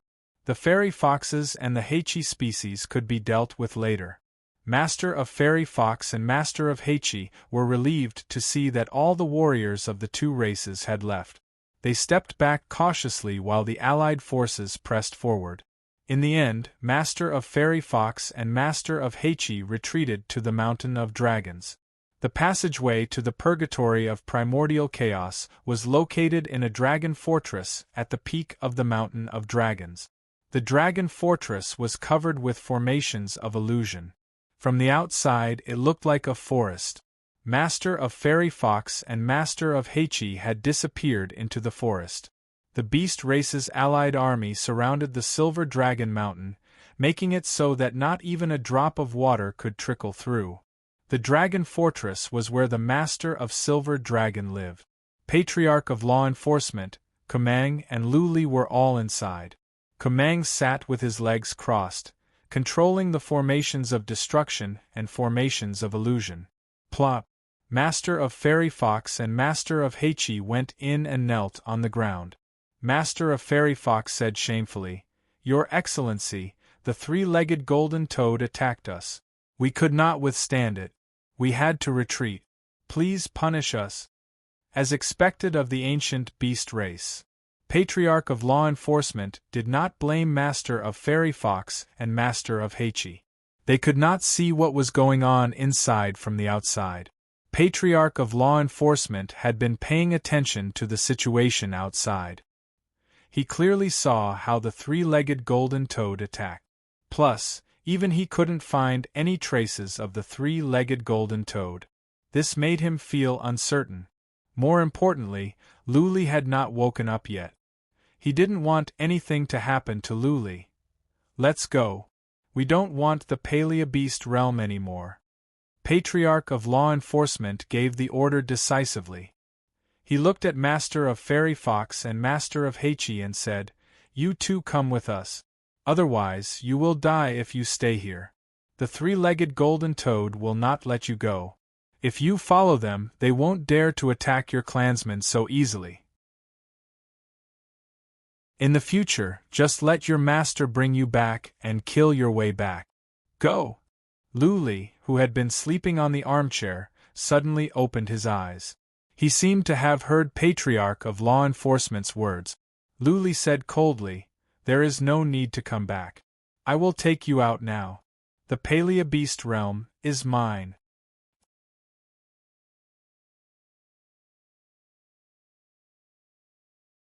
Chapter 986. It had been a while since Luli woke up. He did not know what was going on outside, but he did know something. It was just a three-legged golden toad that could release poison. The Palea Beast realm was rich in resources. Masters of Silver Dragon and Ghostface Spider had been killed. Luli would not give up on the Palea Beast realm. What was more, there were many beasts in the Palea Beast realm that could play a unique role when fighting against warriors of the 9 universes. Luli did not wake up right away because he was checking his body. After absorbing the pond of liquid of dragons, Luli noticed that his body was changing. A very good change. He noticed that his body was changing in nature. It was not just his physical body that was getting stronger. There was something else that he could not explain. It was as if he had turned from a cocoon into a butterfly. He had turned from an average person into a warrior. Can it be that my body is transforming from a mortal body to an immortal body? Luli had an idea. But he could not be sure since he did not have a senior to guide him. When he was in a coma, the Silver Dragon Mark released a special energy into his body after absorbing the pond of liquid of dragons, which was changing his body. Though he was in a coma, he could tell that it was not because he was too weak. It was because his body was being transformed and he could not wake up. Crackle, crackle. He stood up and moved around. His bones and muscles were cracking. Luli smiled as he sensed the strength in his body. Looking at Patriarch of Law Enforcement, he said, "Great-grandpa, my body is much stronger. I have a feeling, no venom can get into my body. This is very clear." Patriarch of Law Enforcement raised his eyebrows and asked, "Are you sure?" "Yes." Luli grinned. He seemed to be at ease. Patriarch of Law Enforcement shrugged. "All right. Do you need me to do anything?" "No." Luli waved his hand. "Great-grandpa, you stay here and guard the passageway. I will go out and find that toad and kill it. Let's go. Come with me." Luli turned to Master of Fairy Fox and Master of Heichi, who were cheered up. If they were to leave with Luli, then the two races might not be wiped out, but their powerful warriors would be killed and their immediate disciples would not survive. Shio. There was nothing to prepare. Luli flew out from the castle, followed by Master of Fairy Fox and Master of Heichi. The three of them flew out from the formation of illusion and appeared in midair. The ancient beasts were everywhere outside. They covered the entire mountain, and the sky was filled with beasts as well. They surrounded the entire dragon fortress in circles. When Luli flew out with Master of Fairy Fox and Master of Heichi, many beasts retreated in fear. Luli and Patriarch of Law Enforcement never showed up. To many beasts, they were mysterious and terrifying. After all, the King of Silver Dragon was the overlord of the Palea Beast realm. Even he was killed by two humans. There was no doubt that the two humans were very powerful. Why is he so young? Some Palea Beasts had never seen Luli before. They tried to sense Luli's life force, only to find that he was very young. Compared to Palea Beasts that had a long lifespan, Luli was not even a child. At best, he was a baby. Feather Wind Castle. Luli built the Feather Wind Castle without hesitation after he went out. He expanded the Feather Wind Castle to the maximum, covering an area with a radius of 30 miles. The entire Mountain of Dragons was in the Feather Wind Castle. Half of the Palea Beasts had gone to the Mountain of Dragons, which was why they were attacked by the Feather Wind at once. Many of the Palea Beasts held their heads and cried in pain. Many of them passed out and fell to the ground. Luli stood in midair with his eyes closed. He did not build the Feather Wind to attack the average beasts or to kill the beast gods. He built the Feather Wind to find the three-legged golden toad. In the Feather Wind Castle, Luli could sense the presence of the Feather Wind no matter how hard he tried. When the Asmodean Lord was hiding in the cracks in space, Luli could sense the Asmodean Lord's location through the ripples in space. Boom, boom, boom. One Palea Beast after another fell down. Many howled in pain and fell to the ground. It was a magnificent scene. But the Palea Beasts outside the Mountain of Dragons could not see it. There were hundreds of thousands of Palea Beasts outside. All they saw was a huge castle coming out of nowhere. Then, all the Palea Beasts in the Mountain of Dragons disappeared. They heard miserable cries coming from inside. Hiss, hiss, the Palea Beasts were taken aback by the miserable cries. This human was so young and yet he was so powerful?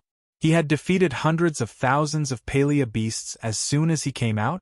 No wonder he could kill Master of Silver Dragon and Master of Ghost-Face Spider and tame Master of Fairy Fox and Master of Heichi. Lord, please do something. Kill this fiend. The new Master of Ghost-Face Spider did not go into the Mountain of Dragons rashly. The other beast gods did not go in either. After all, the two powerful human warriors were notorious. Lord, please do something. The other beast gods bowed. But they did not know where the three-legged golden toad was. They did not dare to take rash actions. They had to pin their hopes on the three-legged golden toad. If this mythical beast could not kill the two humans, then they would either have to surrender or face death. Not in the Mountain of Dragons. Luli checked to make sure that the three-legged golden toad was not on the mountain. He did not want to go and kill the Palea beast. After all, the Palea beasts here made up most of the powerful ones in the Palea beast realm. If he killed them, he would not have any more powerful ones.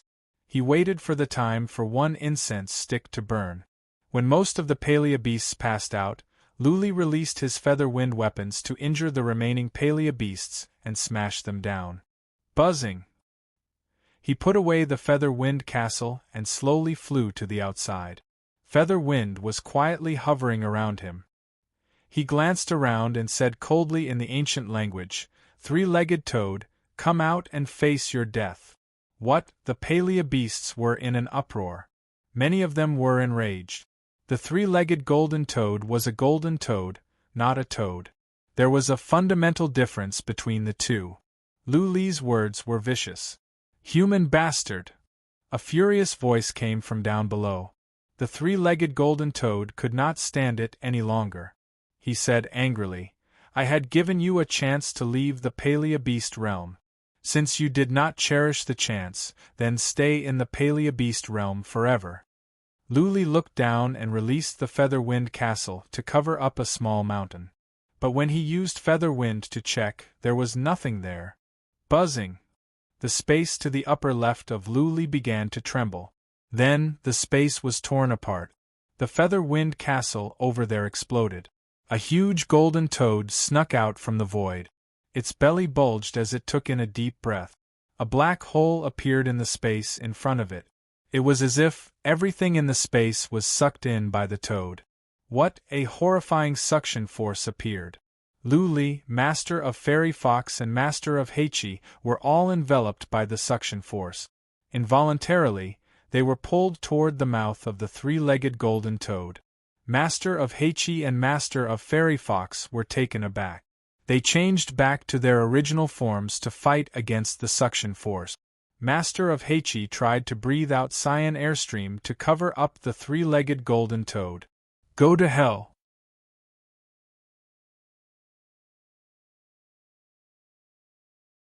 Chapter 987. Luli was sucked in. He was only 1,000 feet away from the three-legged golden toad. He could not run away now. That being said, Luli was not afraid. He struck at Master of Heichi and Master of Fairy Fox behind him, knocking them away. Then, he slapped twice to slow down the white smoke. As a matter of fact, Luli could go back into the wicked bead in an instant, but he did not. This was because he had a faint feeling that he could withstand any poison.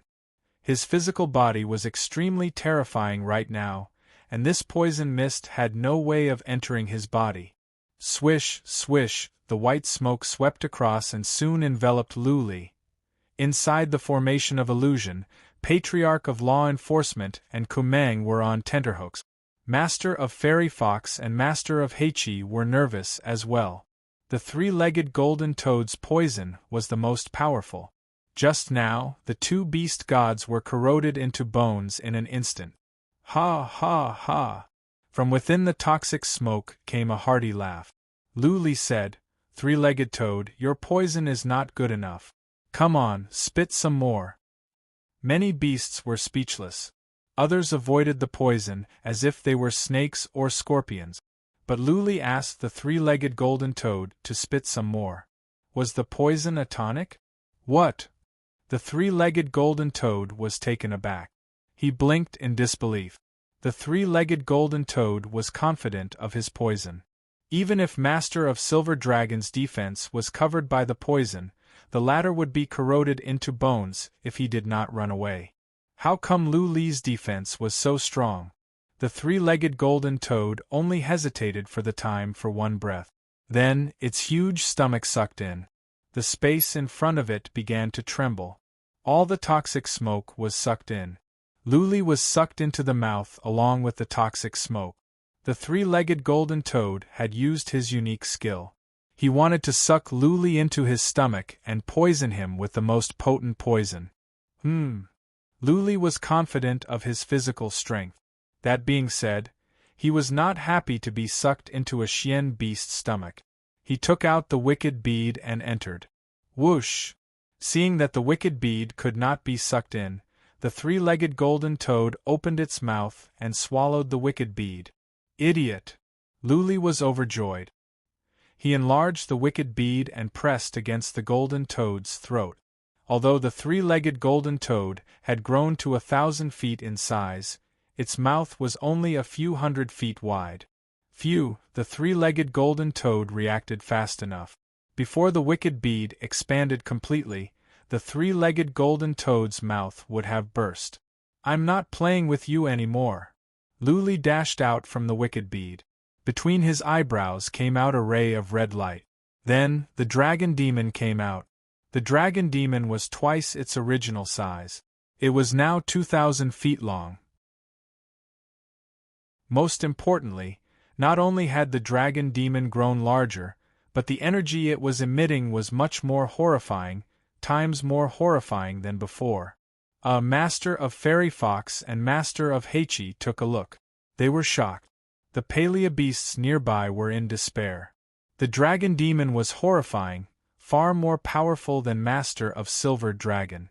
That was to say, the dragon demon was much more powerful than the master of Silver Dragon. Hoot hoot! The dragon demon cried into the sky. It spread its wings, stirring up a gust of wind.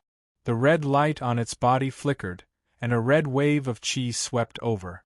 The three-legged golden toad wanted to retreat, but it was bound. Nice. Luli's eyes glowed. The dragon demon had grown stronger after eating the master of Silver Dragon. The body of a mythical beast must contain strong energy, which was a great supplement for the dragon demon. Luli waved his hand and said, "Dragon demon, is this toad a mythical beast as well? If you like it, then eat it. But it is poisonous. Take it easy." Hoot hoot! The dragon demon shouted in excitement. It dashed over and smashed at the three-legged golden toad's head with its huge claw. Bang! The three-legged golden toad was badly mutilated. It fell to the ground. The entire mountain of dragons trembled.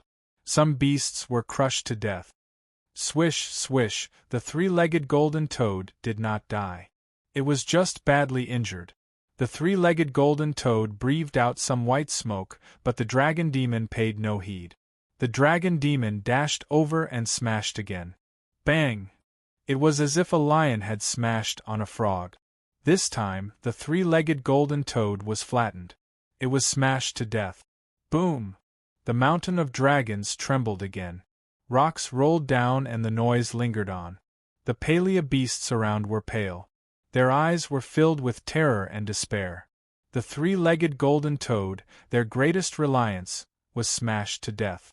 Who else could defeat the dragon demon? The three-legged golden toad's venom was ineffective against the dragon demon as well. Who could break this horrifying beast's defense?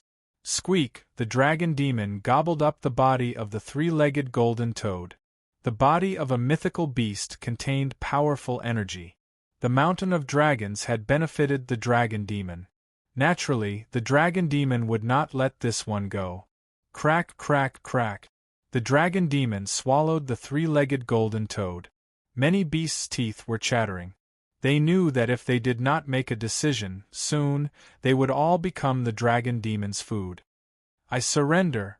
the new master of 10-winged wolves shouted. He transformed into a human, knelt on the ground and shouted, "Leader of the humans, the 10-winged wolves surrender to you. We are willing to be at your feet forever." Whoosh whoosh, many 10-winged wolves flew over and knelt on the ground. The 10-winged wolves were on their knees. "Leader of the humans!" The new chief of the blood ape race, an old man, led the blood ape race to surrender. No one wanted to die. They all knew that if they did not surrender, Master of Fairy Fox and Master of Heichi would not let them go, let alone Luli. After all, they had just killed many of their people. Whoosh, whoosh, whoosh, many Palea beasts flew over and gathered together. Under the leadership of their masters, they announced their surrender. This time, there were hundreds of races. In the time for half an incense stick to burn, many had knelt down. Over 100 races had surrendered. That being said, there were still some races that did not surrender. Their masters were unyielding, or they were sticking to their so-called dignity. There was one race that was unyielding, the ghost-face spiders. The new master of ghost-face spiders was the one who called for this. He claimed that he would fight Luli to the death. How could he surrender now? I will give you a chance. In the time for 10 breaths, those who surrender kneel down. Those who don't will be killed by Master of Fairy Fox and Master of Heichi. Luli glanced over coldly. He wanted to conquer the Palea Beast realm. He needed the help of many races to fight against the warriors of the 9 universes. However, if some races were too stubborn to surrender, he would have to start a massacre. Yes. Master of Fairy Fox and Master of Heichi flew out. Master of Heichi transformed into his original form. Master of Fairy Fox shouted, "Kill those who don't surrender. We are the honorable Palea Beasts. How can we surrender to the despicable humans? All ghost-face spiders, listen up. Fight to the death. Kill." After the time for a few breaths, Master of Ghost-face Spiders shouted. Many ghost-face spiders flew up. However, before they could come up, Palea beasts around them had taken actions first.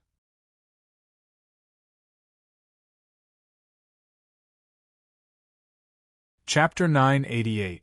The ghost-face spiders used to be ranked second in the Palea beast realm. They were well known. In the past, they could do whatever they wanted and the average Palea beasts would not dare to provoke them. But this time, the ghost-face spiders were in a miserable state.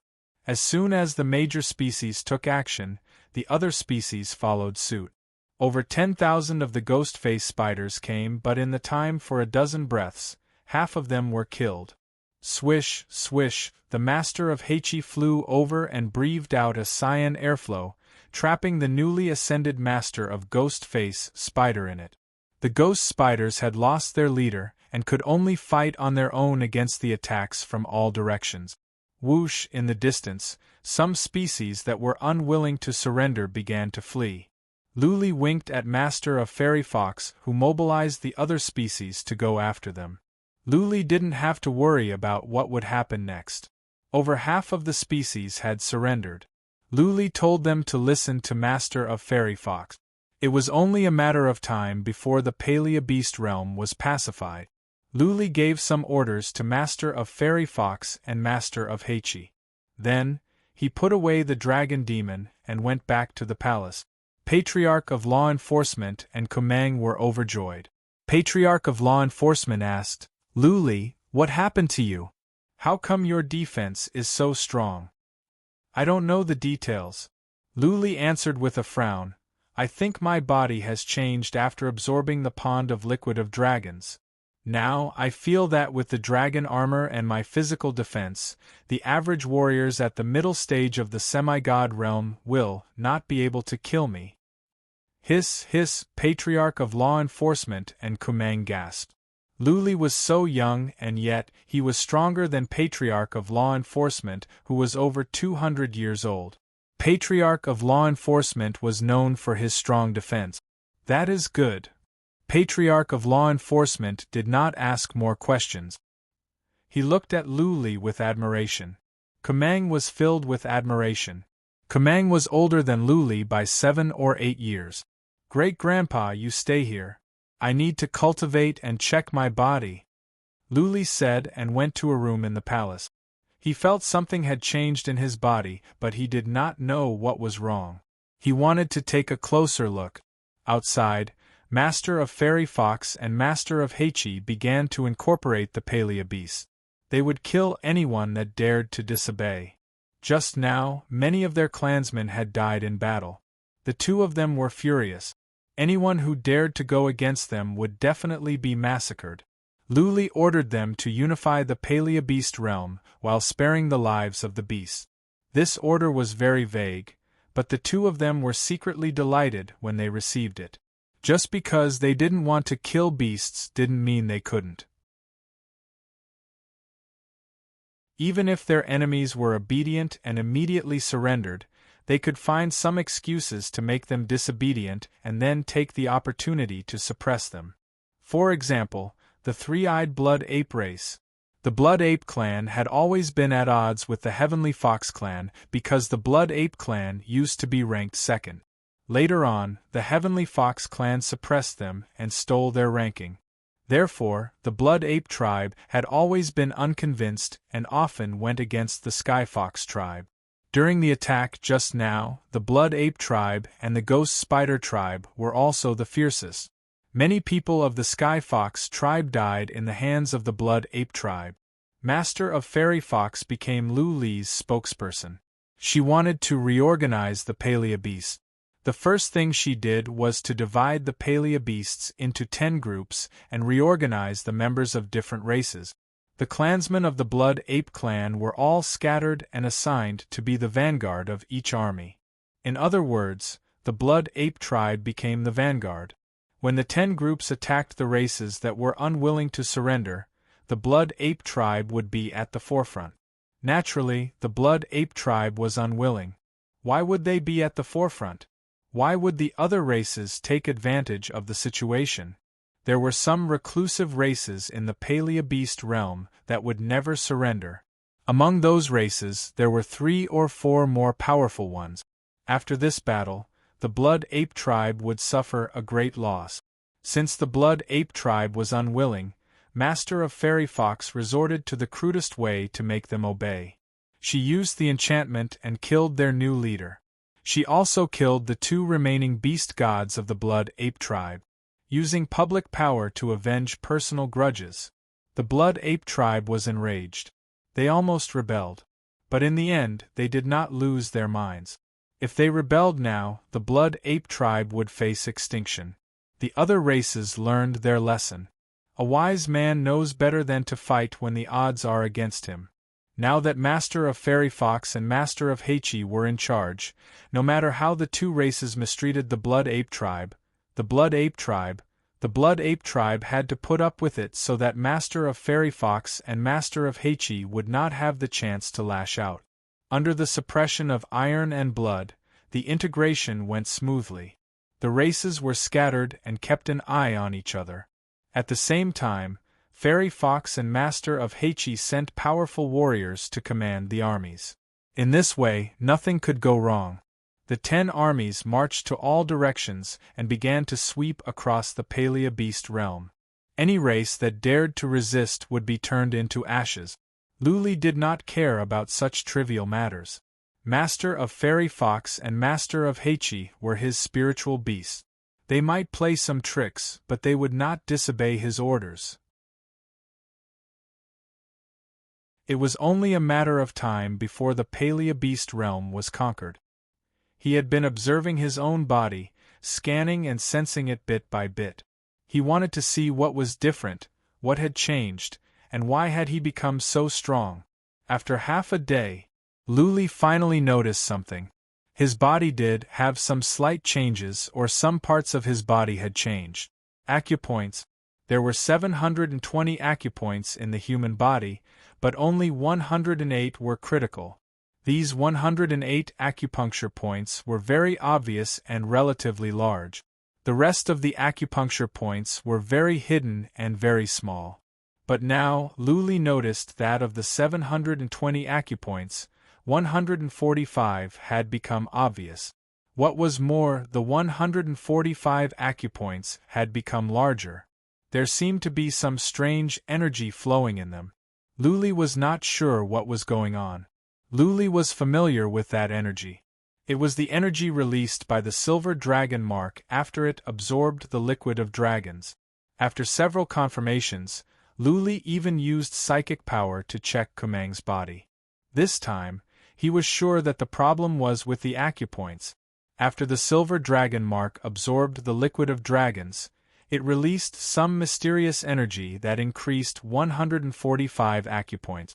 Then, his body became stronger. It was not just an ordinary improvement. There was a qualitative leap.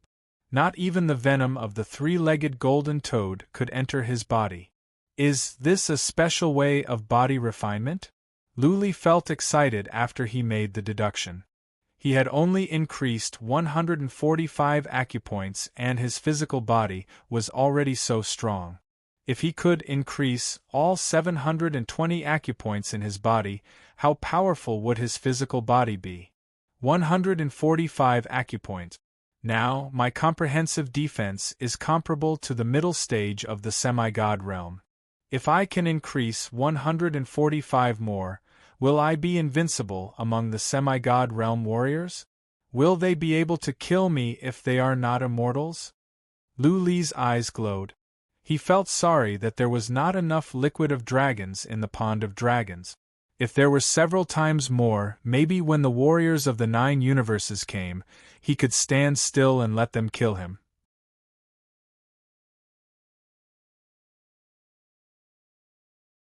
Chapter 989. I wonder if there are other liquids like the liquid of dragons that can enhance physical strength. Luli's mind was stirred up. He opened his eyes and flew out. He found Master of Fairy Fox who was arranging and asked, "Is there anything like the liquid of dragons in the Palea Beast realm?" If he could find another pond of liquid of dragons and activate hundreds of acupuncture points, Luli's physical strength would be unimaginably strong. Not even warriors at the peak of the semi-god realm could kill him. Liquid of dragons? Master of Fairy Fox thought for a moment and asked Master of Heichi. In the end, she shook her head and said, "I can find some fruits that can enhance physical strength, but I haven't found anything like the liquid of dragons. The problem is that there are so many of them." Such a pity. Luli sighed. If he could find another pond of liquid of dragons, he would not be afraid of warriors of the 9 universes. He thought for a moment and asked, "Where did the liquid of dragons in the pond of dragons come from?" Master of Fairy Fox forced a smile and said, "It dripped from the cave. Now, that mountain has been destroyed by our master. I don't think there will be any more liquid of dragons." No. Luli shook his head and said, "If that cave can produce liquid of dragons, there must be something special in there. Go back to your work. I will go and have a look." The liquid of dragons would not appear out of nowhere. There must be something special in there or something special. Luli flew toward the mountain that was destroyed. A huge pit had been dug out. There was a section of the path of rising dragons in there, which was protected by Master of Fairy Fox's inhibition formation. Luli knew nothing about inhibition formations. Since Master of Fairy Fox was busy, Luli asked Kumang to come over and crack the inhibition formation. "Let's look around. See if there are any special places or items." Luli told Kumang that he was looking for the source of the liquid of dragons. The two of them began to check with psychic power. Luli stepped into the path of rising dragons and stood there for a while. As he expected, he sensed a strange force field as if some kind of energy had enveloped him. However, when he tried to find the source of this force or to sense what it was, he could not find it. He did not know what it was. Luli tried to sense it. He sat down with his legs crossed and tried to find out what this feeling was. It seems like, after sitting with his legs crossed for 2 hours, Luli had a vague feeling in his heart. Faintly, he heard a melody like a beating heart. His soul was moving with the rhythm. However, when he tried to find the rhythm and pattern, he could not find anything. Fluctuation? Beat? Where did this thing come from? Luli kept on sensing and tracking. However, he felt that the fluctuation was elusive. At this moment, the feeling came from above, and in the next moment it came from the left, and in the next moment it seemed to come from underground.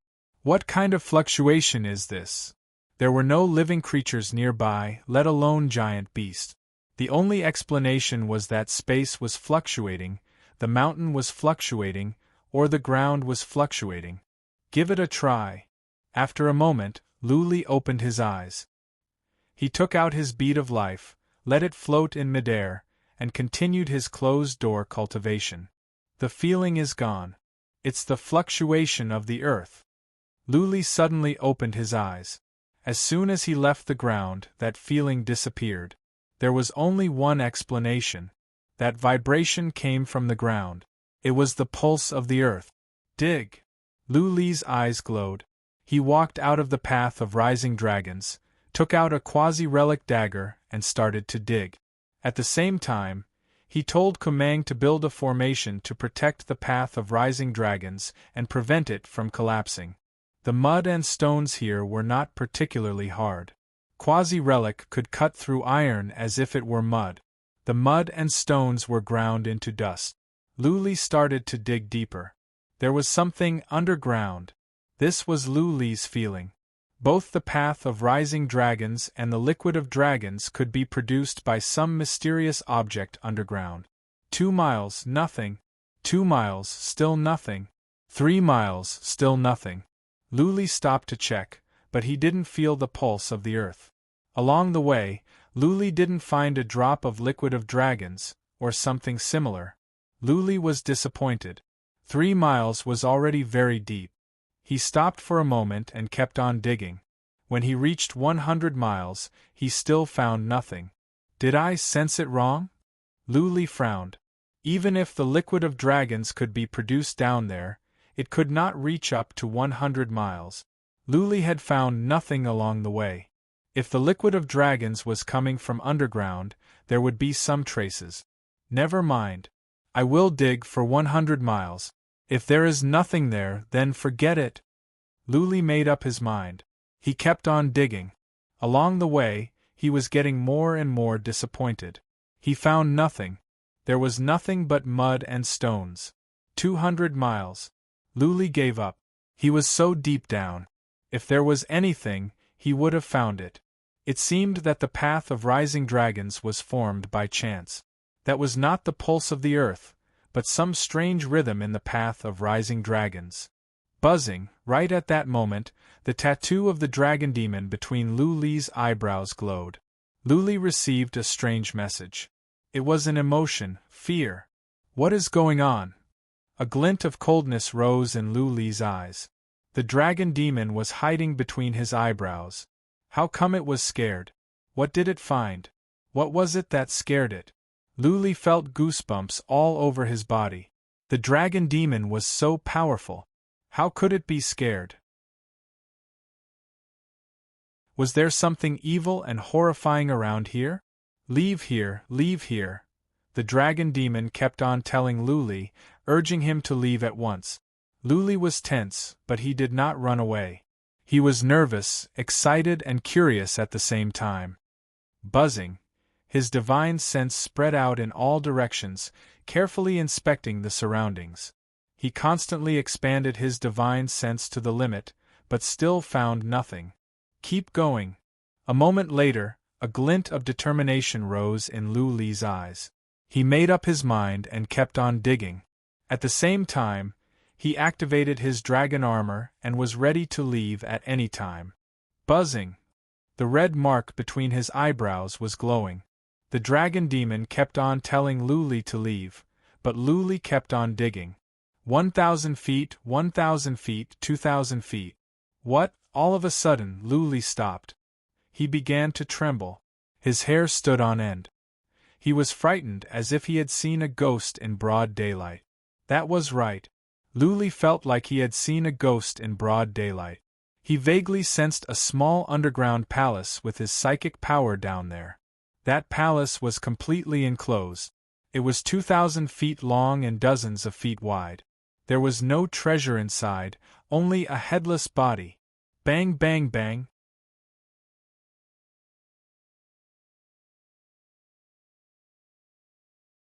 Chapter 990. 200,000 feet underground, in a sealed underground palace, there was a headless golden corpse whose heart was still beating. If it were not for the fact that Lu Li had seen this in person, he would have thought it was a fairy tale. At this moment, although he didn't probe very clearly, he was 100% sure that what he had probed was true. He sensed a horrifying energy from the corpse, 10 times stronger than that of the dragon demon. Lu Li felt like he had become a baby, surrounded by the energy of a mad lion. Luli felt the coldness piercing to his bones. His hair stood on end. From the depth of his soul came a sense of fatal danger. At the moment, he felt numb and he could not move at all. Why was there a completely sealed underground palace below? Why was there a headless corpse? Why was it so large? The neck of the corpse was cut open. It was clear that the corpse was dead. Why was there a heartbeat? Why was the energy of the corpse so horrifying? There were so many questions. Luli did not have the time to think. The only thing he wanted to do was to run away. If he did not, he might have to stay here forever. Hiss, hiss, he abruptly bit his tongue, and the sharp pain jolted him back to his senses. He took a deep breath and flew upwards with all his might. 1,000 feet, 1 mile. When the chilly energy disappeared, Luli felt relieved. He took out his bead of life and sped up to the top of his speed. In the time for a few breaths, he was out of the cave. Phew, phew. As soon as he was out, Luli dropped to the ground, gasping for air. He was soaked in cold sweat. Fear lingered in his eyes, as if he had just escaped from the netherworld. Saint Lord, what is it? Kumang was still up there. Noticing Luli's state, Kumang hurried over and asked. His face was filled with astonishment. Luli was so powerful, and yet he rarely showed such expressions. What had he been through? Seal the cave now. Luli took another deep breath. He added after some thoughts, no, not this cave, but the entire ground down there. Now. Okay. Kumang did not ask more questions. Something must have happened, given how serious Luli sounded. He hurriedly set up a restriction array formation on the ground below, sealing off the area with a radius of 1,000 feet. Luli had been checking with psychic power. When Kumang was done with the formation, he was relieved when nothing rushed out. Seal a few more layers. Even though Luli knew that even with 100 layers of seals, the headless body would not be able to stop it if it wanted to come out. Still, Luli felt it was safer. Kumang continued to set up restrictions. After 4 to 5 layers, he finally stopped and asked, Saint Lord, what exactly is down there? I'll tell you later. Let's go. Luli flew up and Kumang followed him. Luli flew into the dragon fortress. Noticing Luli's change, Patriarch of Law Enforcement asked with raised eyebrows, what is going on? Below the ascending dragon path, Luli told them what he saw. Patriarch of Law Enforcement and Kumang felt their hair standing on end and chills running down their spines. 1,000 feet long headless corpse? Completely golden? A pair of wings? Are you sure it is a human body, not a beast? Patriarch of Law Enforcement asked with wide eyes. Luli said with certainty, it is a human body. There is no energy of beasts on him. Apart from the pair of wings, he looks just like a human. You know, when beasts die, they usually return to their original forms. I think it is a human body. No, it is not accurate to call it a human body. I can clearly feel that his heart is still beating, rhythmically.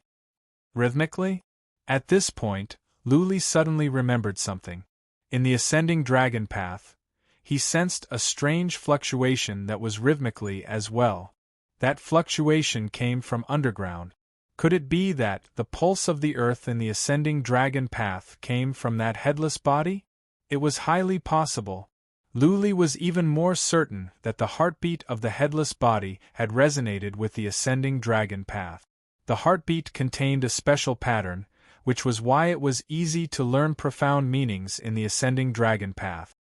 Such a big body? How can a heart beat without a head? And it is 10 times stronger than the dragon demon? Is this an immortal's body? Patriarch of Law Enforcement murmured. Kumang could not believe it. How can an immortal's body appear in the mortal world? How can it be in the Paleobeast realm?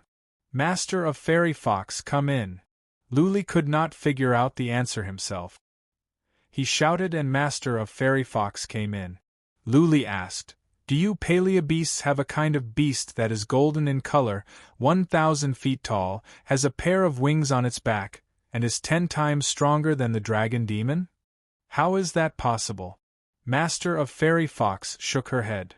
Master, that spiritual beast of yours is comparable to a middle-level mythical beast, 10 times stronger. It must be an immortal at the very least.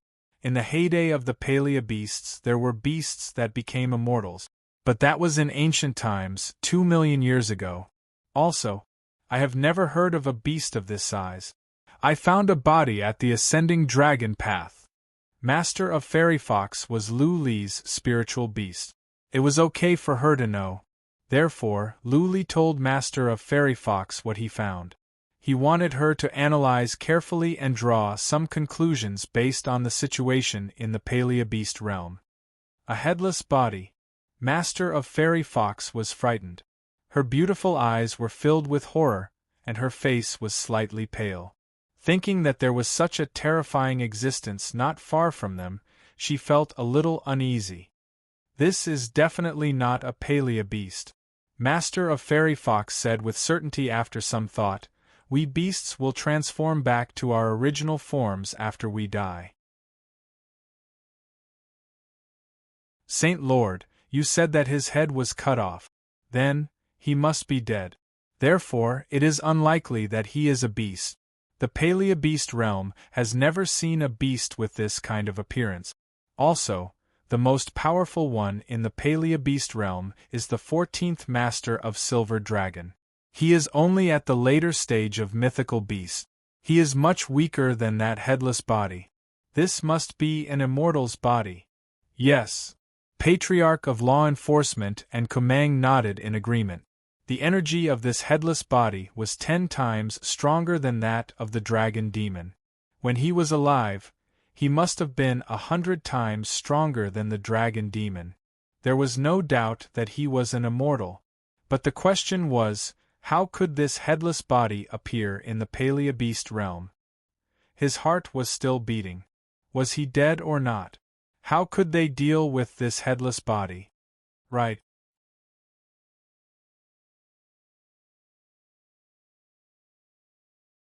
Chapter 991. Go and ask Master of Heichi. Also, keep this a secret. Lu Li waved his hand. Master of Fairy Fox left. Lu Li and Patriarch of Law Enforcement looked at each other. They were curious, worried, and excited at the same time. There was no doubt that this was an immortal's body. No matter where he came from, this was an opportunity. Immortals possessed horrifying powers. God of Wings could defeat all the powerful warriors in the mortal world with just one avatar. If it were not for the fact that Lu Li had the Slayer's blood, he would have died a long time ago. And the Slayer. Just one drop of his blood had made Lu Li's abilities soar. The blood contained such a horrifying energy. An immortal's power was horrifying. If Lu Li could get his hands on this headless body, he would be able to conquer the 9 universes. No, soon Lu Li dismissed this idea. That energy was horrifying. He was so far away from the immortal's body, but he almost couldn't walk away. If he were to approach the immortal's body, he would be crushed to death by the energy. Lu Li, how about we go and take a look? Patriarch of Law Enforcement was interested.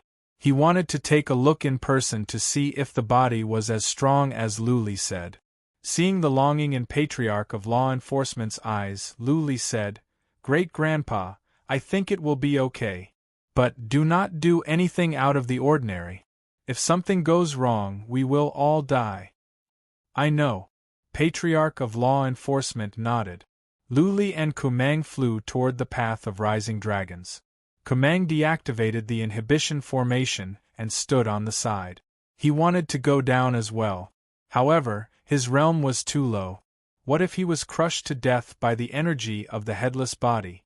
Lu Li took the lead and flew down with Patriarch of Law Enforcement right behind him. At first they were fast. When they were about to reach the bottom of the cave, Lu Li slowed down and released the dragon armor. Patriarch of Law Enforcement did the same. They used psychic power to check carefully. Finally, Lu Li and Patriarch of Law Enforcement sensed the headless body at the same time. A surge of horrifying and cold energy enveloped them. They were like 2 lambs facing a tiger. They could not move at all. Their hair stood on end. They began to tremble involuntarily. "Let's go." Luli dared not to linger for a moment longer. He retracted his psychic power at once. Patriarch of Law Enforcement came back to his senses. They flew up quickly. As soon as he flew up, the law enforcement elder's complexion turned pale as he shouted, "Quickly open the restriction." Kumang turned on the inhibition formation. Patriarch of Law Enforcement and Luli looked at each other and gasped in shock. This must be the Immortal's body. It is horrifying. It is 10 times stronger than the dragon demon. Let's head back first. After Kumang activated the inhibition formation, Luli flew back to the palace. Patriarch of Law Enforcement wiped the cold sweat off his forehead and almost followed Luli back. "Luli, don't even think about getting the Immortal's body." As soon as they entered the Dragon Fortress, the law enforcement elder immediately said, "We were at least 10,000 feet away from it just now, but the aura of that Immortal's corpse was already so terrifying. Putting aside our battle prowess, even a peak-stage divine transformation realm expert or even an ordinary true god would have their soul spirit suppressed and directly collapsed if they got close to it." Luli forced a smile. He wanted the Immortal's body, but he knew it was not realistic. Not to mention refining this god's corpse, even if he were to get close to it, he would probably be crushed to death by its powerful aura, right? Besides, refining, how was he supposed to refine it? How was he supposed to refine an Immortal's body? Luli did not even know how to refine corpses. Even if he could, the mortal could not covet an Immortal's body. That corpse had a heartbeat when he was alive. He must have been a mighty warrior in the divinity. Patriarch of Law Enforcement exclaimed. He frowned and said, "But how did his body end up in the Palea Beast realm? Also, such a powerful true god, who would be able to chop off his head with a single slash." Luli and Patriarch of Law Enforcement chatted for a while. Both of them gave up on the idea of taking the Immortal's body. It was unrealistic for two puny beings to covet the body of a dragon. They were not that stupid. Master of Fairy Fox came back after they chatted for 2 hours. She asked Master of Heichi to take her back to her species in person to gather information. She also asked Master of Heichi and learned a lot of information. Yes, Master of Fairy Fox said, 300,000 years ago, there were no major species living in this mountain range. It was a small species that occupied this area. But overnight, that small species was wiped out. The silver dragons and 2 other major species came to investigate. As a result, a fight broke out. The 2 major species were wiped out by the silver dragons. Later on, the Silver Dragon clan moved here and has been living here ever since. After that, the Silver Dragon clan had more and more experts. It wasn't until 1,000 years later that the Silver Dragon clan announced that there was a divine dragon pool here that could continuously nurture experts. Master of Fairy Fox explained and shared her speculation, according to the information, that Headless Body might have been down there all this time and was only discovered 300,000 years ago. Or, that Headless Body came out of nowhere 300,000 years ago. The Pond of Dragons and the Path of Rising Dragons came into being because of the Immortal's body. Luli and Patriarch of Law Enforcement agreed with the latter. But how could a body still have a heartbeat after being here for 30 years? The Immortal's body was too powerful. Could it be an illusion? Luli suggested. Could it be an illusion created by the headless body? Otherwise, how could there be a heartbeat after 300,000 years? Never mind. Patriarch of Law Enforcement waved his hand. Let's not worry about that Immortal's body. Kumang has set up inhibition formations. Average Palea beasts cannot go in. Tell Master of Fairy Fox not to touch the inhibition formations down there. Patriarch of Law Enforcement didn't think it was necessary to worry about something that could not be obtained as long as nothing went wrong. It had been a long time since they left. Patriarch of Law Enforcement was worried about the Heaven Reverse universe. He said, "Luli, hurry up and take care of the matters in the Palea Beast realm.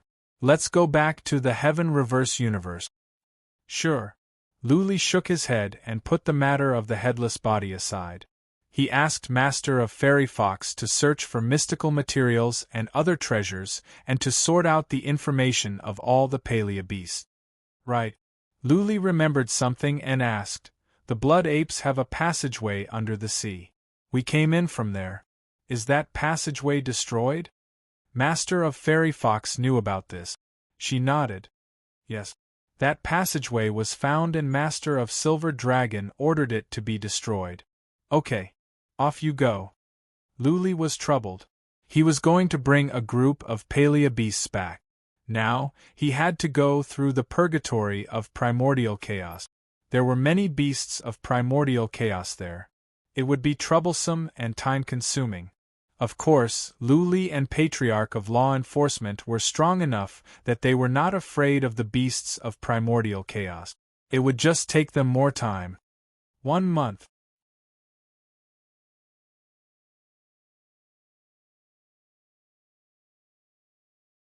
Chapter 992.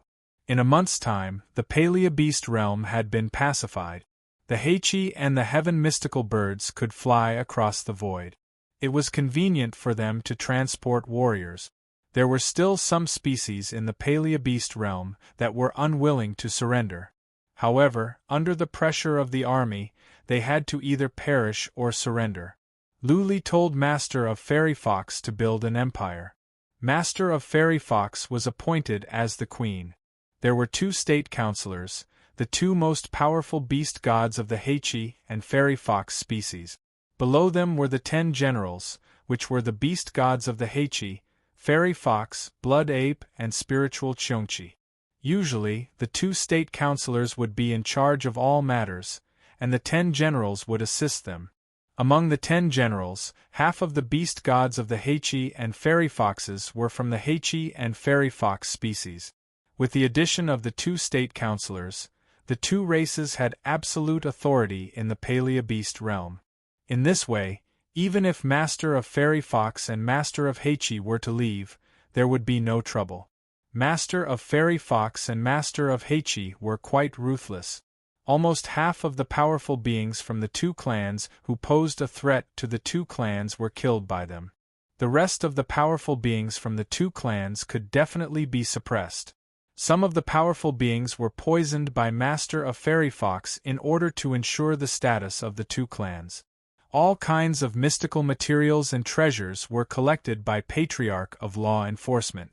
Dozens of interspatial rings were collected by Patriarch of Law Enforcement. Luli had chosen the species that would go with him to the Heaven Reverse universe. The 2 mythical beasts must go with him. They would be powerful helpers. Next, the Heichi and Fairy Foxes would each bring a beast god. There was also the Master of the Bond Beasts, the best scouts. There were also 8 or 9 powerful ones with special abilities that Luli thought might be useful. There were 40 to 50 beasts in total. Some of them could not take human shape. All of them gathered outside the Dragon Fortress. Luli destroyed the Dragon Fortress. Otherwise, the larger beasts would not be able to go in. "Let's go." Luli threw a regretful look to the path of rising dragons. In his mind, he pictured the golden and headless immortal's body. Over the past month, he had thought about it many times. But in the end, he decided not to take the risk. The disparity in abilities was too great. Luli was not confident that he could defeat the immortal's body. "Let's go." Luli was the first to step into a huge teleportation portal. After a flash of white light, he appeared in a blue sea. In the distance, Luli could sense the presence of several powerful beasts of primordial chaos. Swish, swish, the seawater in the distance surged, and a big fish covered in poisonous thorns swam over. Luli released several feather wind weapons at once and killed the fish. For Luli, beasts of primordial chaos were horrifying. Back then, he was only at the noble lord realm. Encountering those beasts of primordial chaos would mean certain death. If he had not followed Leng Wuxin, he would not have been able to reach the gold prison. At this moment, his powers had increased tremendously. Although he was only an earth immortal, his overall combat strength was comparable to a soul formation realm cultivator. The chaos beasts in the prison of water were naturally not a threat to him. The venomous stickleback fish had been killed, and its fresh blood immediately dyed the nearby sea red. Many chaos beasts smelled the blood and swarmed over. From afar, there seemed to be no end to them. Buzz! The tunnel below Luli glowed. Patriarch of Law Enforcement, Master of Fairy Fox and Master of Heichi came out. Before Luli gave the order, Master of Fairy Fox and Master of Heichi dashed out to kill the beasts of primordial chaos. With two soul formation stage powerhouses working together, a mere chaos beast was nothing to them. That being said, Luli was confused. Warriors of the Earth Immortal Realm were not allowed to enter the prison of gold. How come Master of Fairy Fox and Master of Heichi were here without any problem? The Palea Beast Realm is connected to the prison of water? Is that why the purgatory of primordial chaos allows them to go to the lower 4 levels? Luli thought about it. He was even more confused about this purgatory of primordial chaos. He had a hunch that this purgatory of primordial chaos was built by a super-powerful warrior. Was he the one who made all the rules? Otherwise, how could there be such strange rules? Buzzing. More and more powerful beasts were teleported out. The powerful ones had joined the fight to eliminate the beasts of primordial chaos. In the end, Kumang came over and sealed off the tunnel. He nodded to Luli, who put him into the wicked bead. Waving his hand, Luli said, "Let's go." Master of Heichi led the way, followed by the 3 beast gods. Master of Fairy Fox brought up the rear, and Luli and Patriarch of Law Enforcement were in the middle. The beasts and Luli dashed toward the entrance of the towering mountain on the next level in a formidable array. The beasts chosen by Luli were not weak. Only the beast god of Bond and beast god were weak and slow. Luli told her to take a human form and put her back into the wicked bead. The others flew on at a moderate speed. It would take them at least 5 or 6 days to arrive at the entrance of the towering mountain. "Great-grandpa, please take the wicked bead for me. I need to cultivate." It was boring to travel like this. Luli decided to cultivate in the wicked bead. It would take him more than half a month to get there. The journey was smooth. Master of Fairy Fox and Master of Heichi had killed many beasts of primordial chaos in the prison of water. Countless beasts of primordial chaos were slain in the past 5 or 6 days. At the entrance of the towering mountain, Luli came out and asked Master of Fairy Fox and the others to go in first. To Luli's delight, Master of Fairy Fox and the others went down to the prison of Earth easily. There were no restrictions for Palea beasts in the lower 4 levels of the purgatory of primordial chaos. Luli didn't have to worry about what would happen next. He had been cultivating in the wicked bead and left the rest to Patriarch of Law Enforcement. He was studying the 5th line diagram. He had been studying the Slayer's move for a long time, but to no avail. For the time being, he had given up. He had studied 4 components of the 5th line diagram. He had been progressing well. If everything went well, he should be able to study 2 more components by the time they arrived at the Inferno. Naturally, nothing would go wrong in the purgatory of primordial chaos. It took Patriarch of Law Enforcement more than 20 days to arrive at the Inferno with a group of beasts. Luli took Kumang out and undid the seal. There were 2 patriarchs of the Shadowland race and several powerful warriors of the Titan race and the Mammoth race guarding here. They were frightened to see a group of powerful beasts, but they were overjoyed to see Luli and the others here. It had been 3 years since Luli and Patriarch of Law Enforcement left. 3 years was not a long time. If it were the old warriors, 1 closed-door cultivation would be enough. That being said, Luli and Patriarch of Law Enforcement were different. They were the backbone of the human race, the pillars of support for many. Not many people were told that they had gone to the Paleobeast realm. Therefore, not many people knew. They had not shown up for 3 years. Not only was the great land in turmoil, but there were also many rumors in the demon-slaying hall. Now that the two had returned safely, all the rumors were dispelled. All the turbulence could be suppressed immediately. The families that were stirring up trouble would be punished as well. Luli was burning with anxiety. He flew to the base camp of the Inferno in the Wicked Bead alone. Patriarch of Law Enforcement and the beasts followed him. Before they arrived at the base camp, Mingyu, Lu Feishue and Bai Xiaoshuang had come to greet them. Luli came out. Bai Xiaoshuang, who still looked like a young girl, threw herself into his arms and cried her heart out. Luli comforted Bai Xiaoshuang. Then, he asked Mingyu, "How is everything at home?" "Everything is fine." Mingyu grinned. "We are a bit depressed when you are not here. Now that you are back, everything is fine." Lu Feishue's eyes were red. She did not know what Luli was doing. "Luli, where have you been? How come you have been gone for 2 years? Have you gone to Linger? Have you found her?" Linger. The smile on Lu Li's face froze. He had forced himself not to think about Lu Ling. But now that Lu Feishue mentioned her, he felt gloomy again. He sighed. Gazing into the sky, he murmured to himself, "Sister, how are you? I have reached the Earth Immortal Realm. Give me some time. I will go to the divinity to find you." P.S. Update resumed. I will make up for the 11 chapters 10. Also, there will be an event on the official WeChat account for the Lantern Festival on the 15th day of the first lunar month. Some rich people will sponsor a lucky draw. The old demon would take out dozens of autographed books, a few Apple 7 phones, and a few hundred custom-made Eternal Dragon Emperor gifts for the lucky draw. Follow the official WeChat account, and you can start the lucky draw on the 15th of the first month.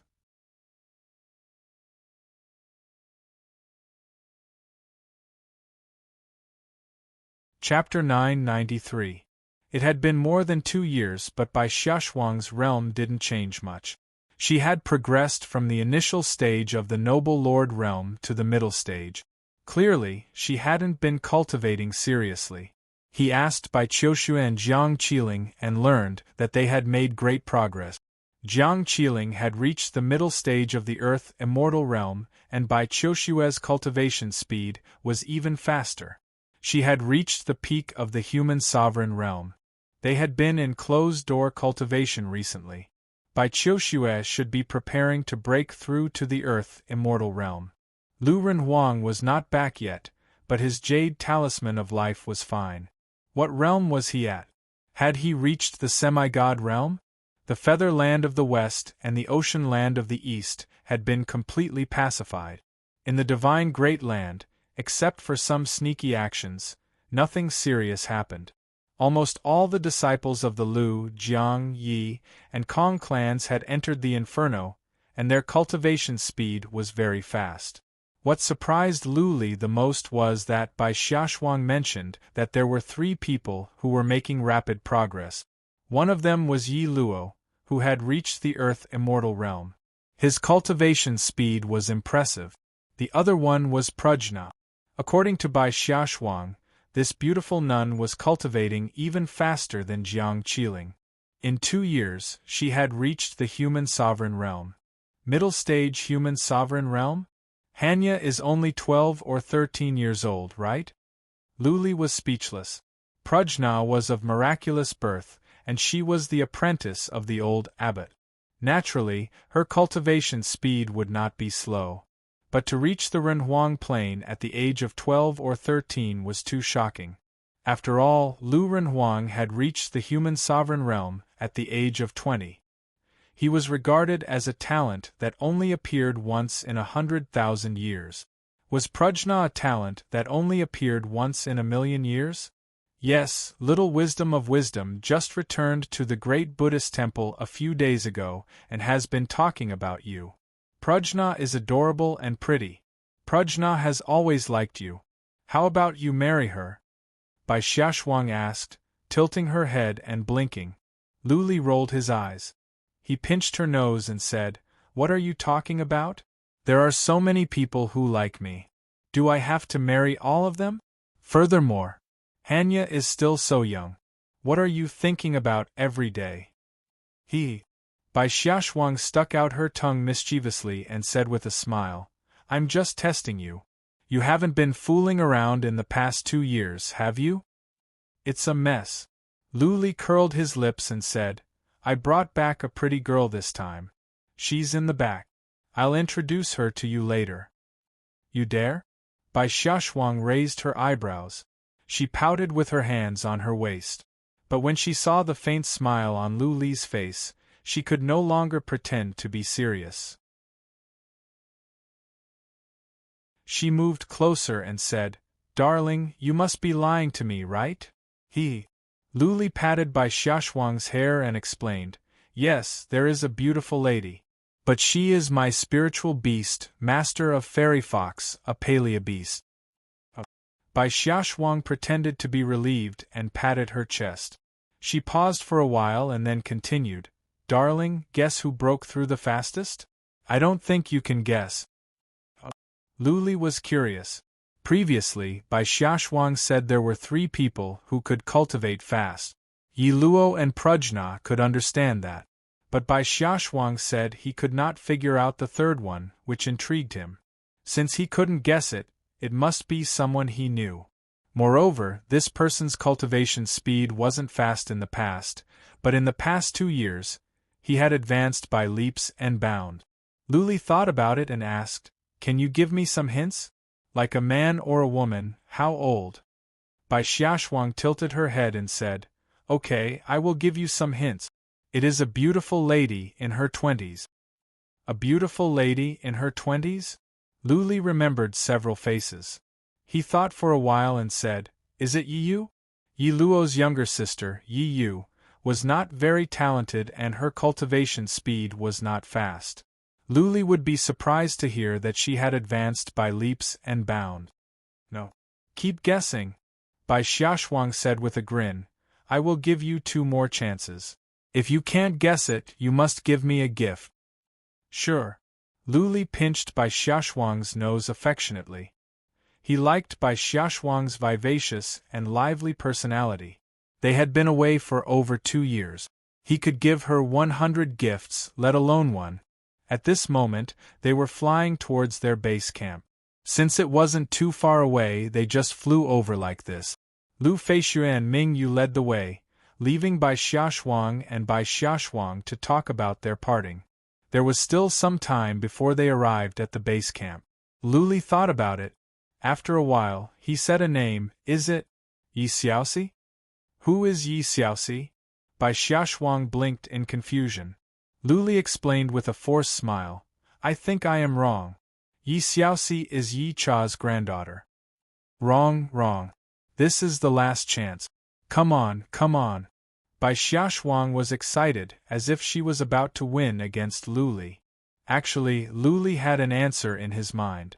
But seeing Bai Xiaoshuang's expectant expression, he said a name randomly. "Is it Lu Hongyu?"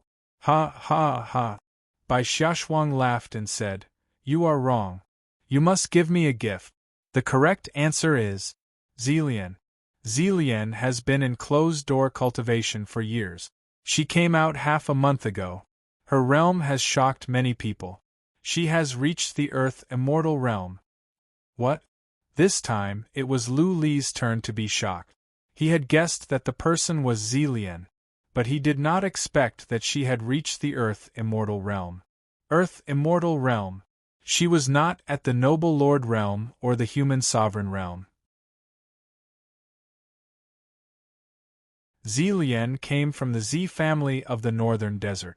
A Noble Lord Realm warrior from that land would be considered a powerful warrior. Lu Li remembered that he met Zilian several years ago. Back then, Zilian had just reached the Noble Lord Realm. "Are you sure that she is at the Earth Immortal Realm?" Lu Li still found it hard to believe. Over the years, He had come across so many miraculous encounters and had so many resources. He had gone through so much trouble to reach the Earth Immortal realm. Now, all of a sudden, he heard that a girl who was not particularly talented, didn't have many resources and didn't have a family to rely on had caught up to his realm. How could he not be shocked? Ha ha, you can find out for yourself later, Bai Xiaoshuang said with a smile. A moment later, she squinted her eyes and whispered to Lu Li, "Darling, I heard that Zilian once pursued you? You turned her down. Is it because she broke up? Is it because she cultivated so hard that her realm soared? I heard that she has learned a powerful profound meaning, the profound meaning of destruction." Lu Li was taken aback. He shook his head with a bitter smile. He and Zilian were just friends. He never thought of becoming lovers, or he did not have many feelings for Zilian. They could not be lovers. He already had 3 talented girls. He didn't want to be burdened with more love debts. While he was thinking, they arrived at the base camp. Lu Li flew into the valley. Out of instinct, he used psychic power and soon found Zilian in a yard. In that small courtyard, Zilian, who was dressed in a yellow dress, was leisurely sipping tea and playing with a chess piece in her hand. She seemed to have sensed Lu Li's psychic power. She looked over. Her eyes were like stars in the night sky, as beautiful as a lotus. Earth Immortal Realm.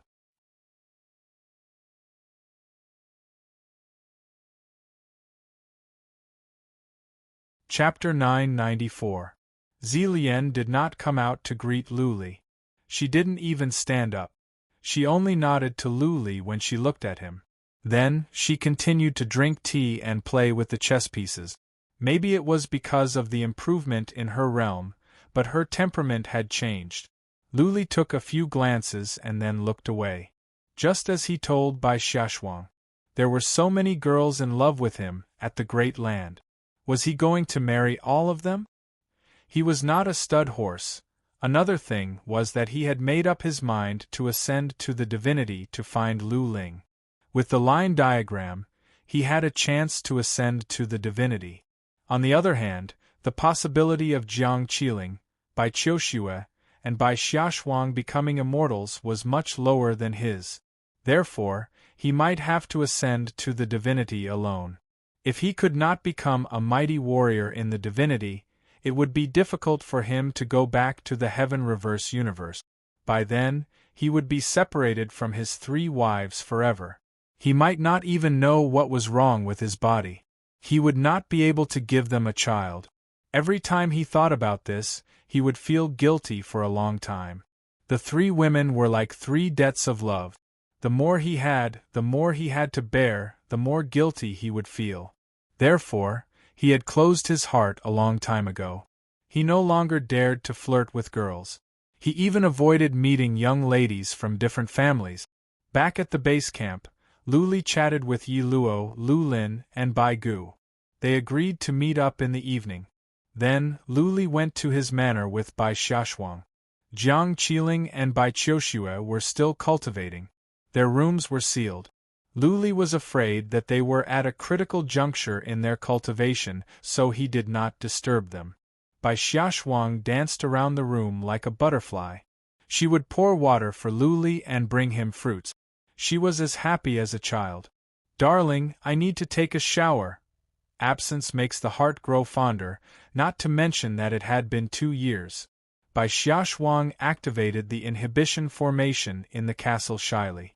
She threw Lu Li a glance and went into the bathroom. The corners of Lu Li's mouth curled up. He felt at ease and comfortable. It was better to be home. He strode into the bathroom and laughed. "My wife, let your husband help you bathe."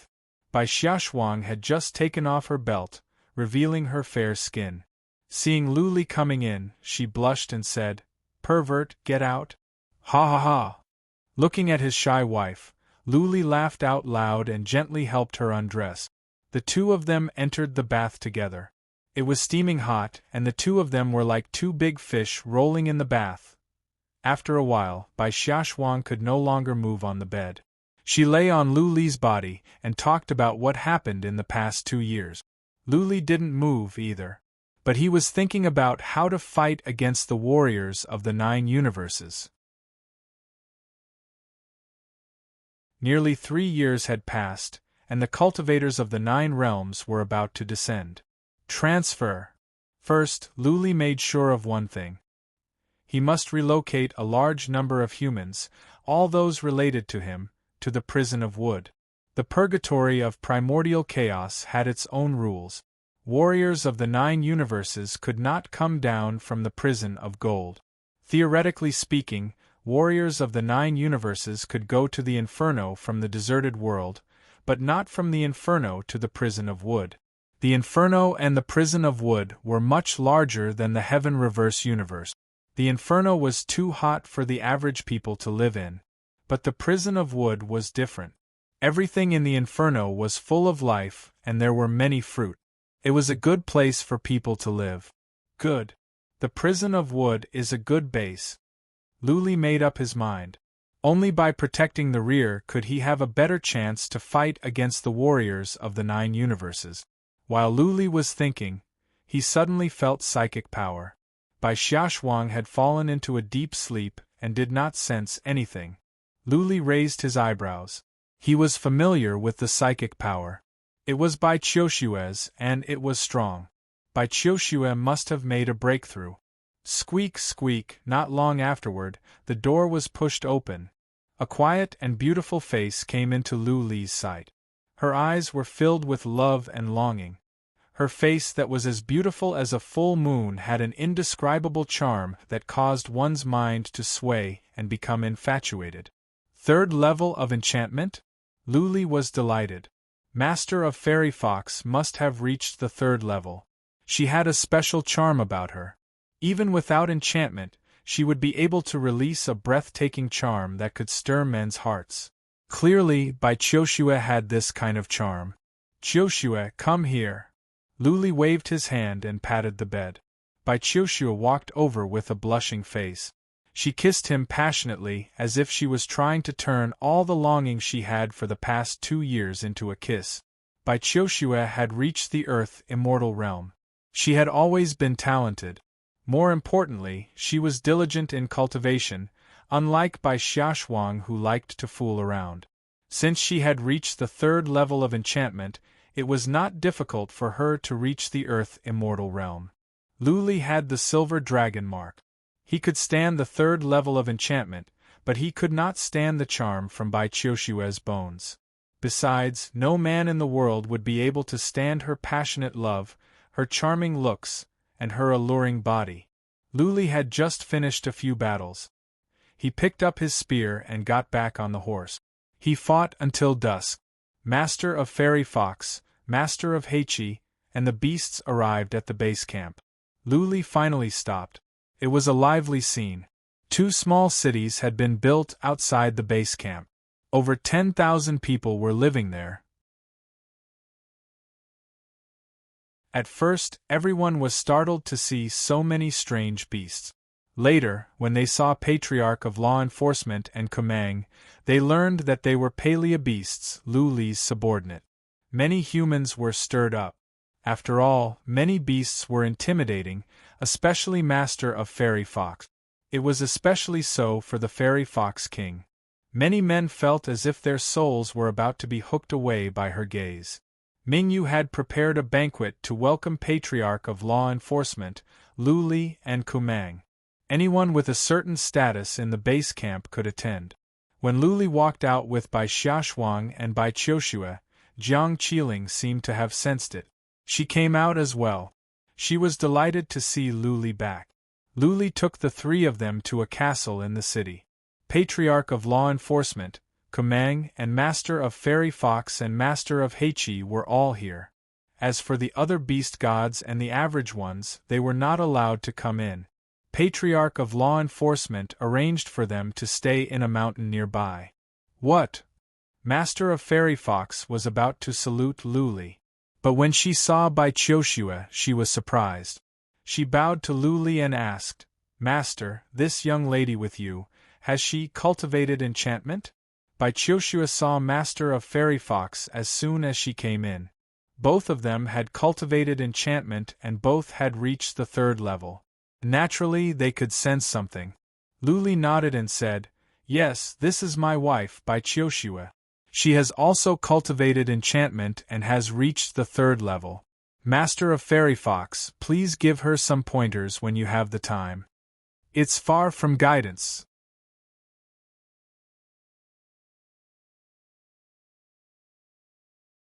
Chapter 995.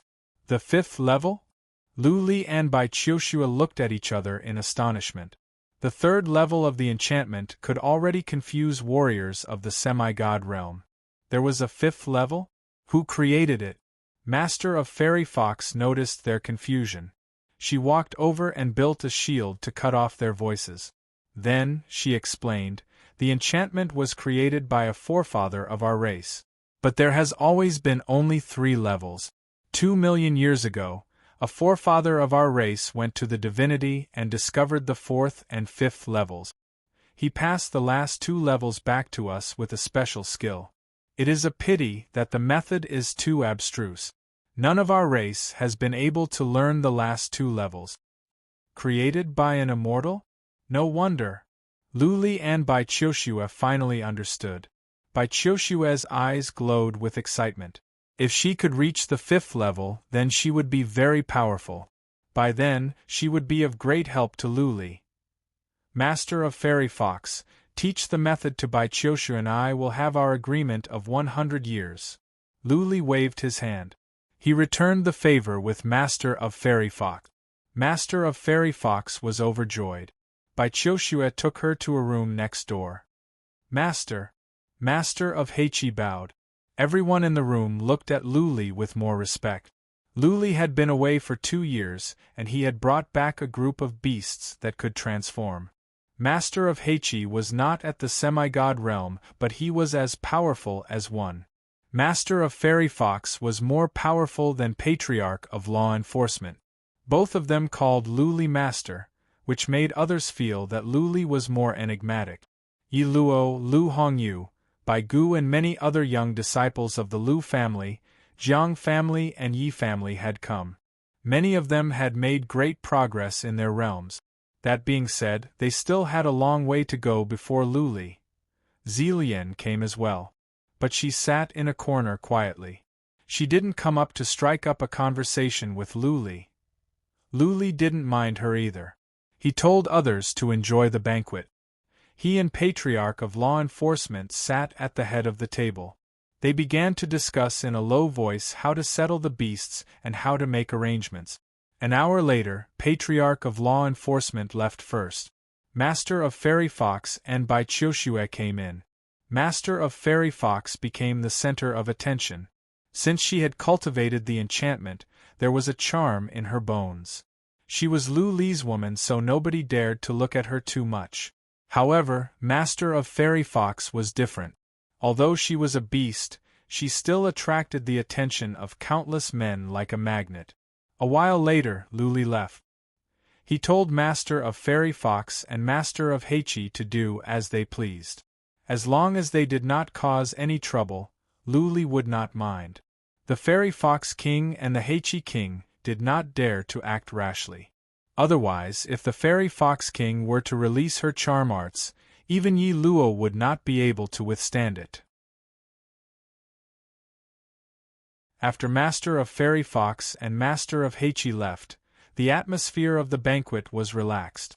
With Patriarch of Law Enforcement and Luli here, the young masters and young ladies felt the pressure. They dared not to talk loudly. Zilian became the target of many young masters. Zilian herself was a great beauty, and many young masters pursued her in the past.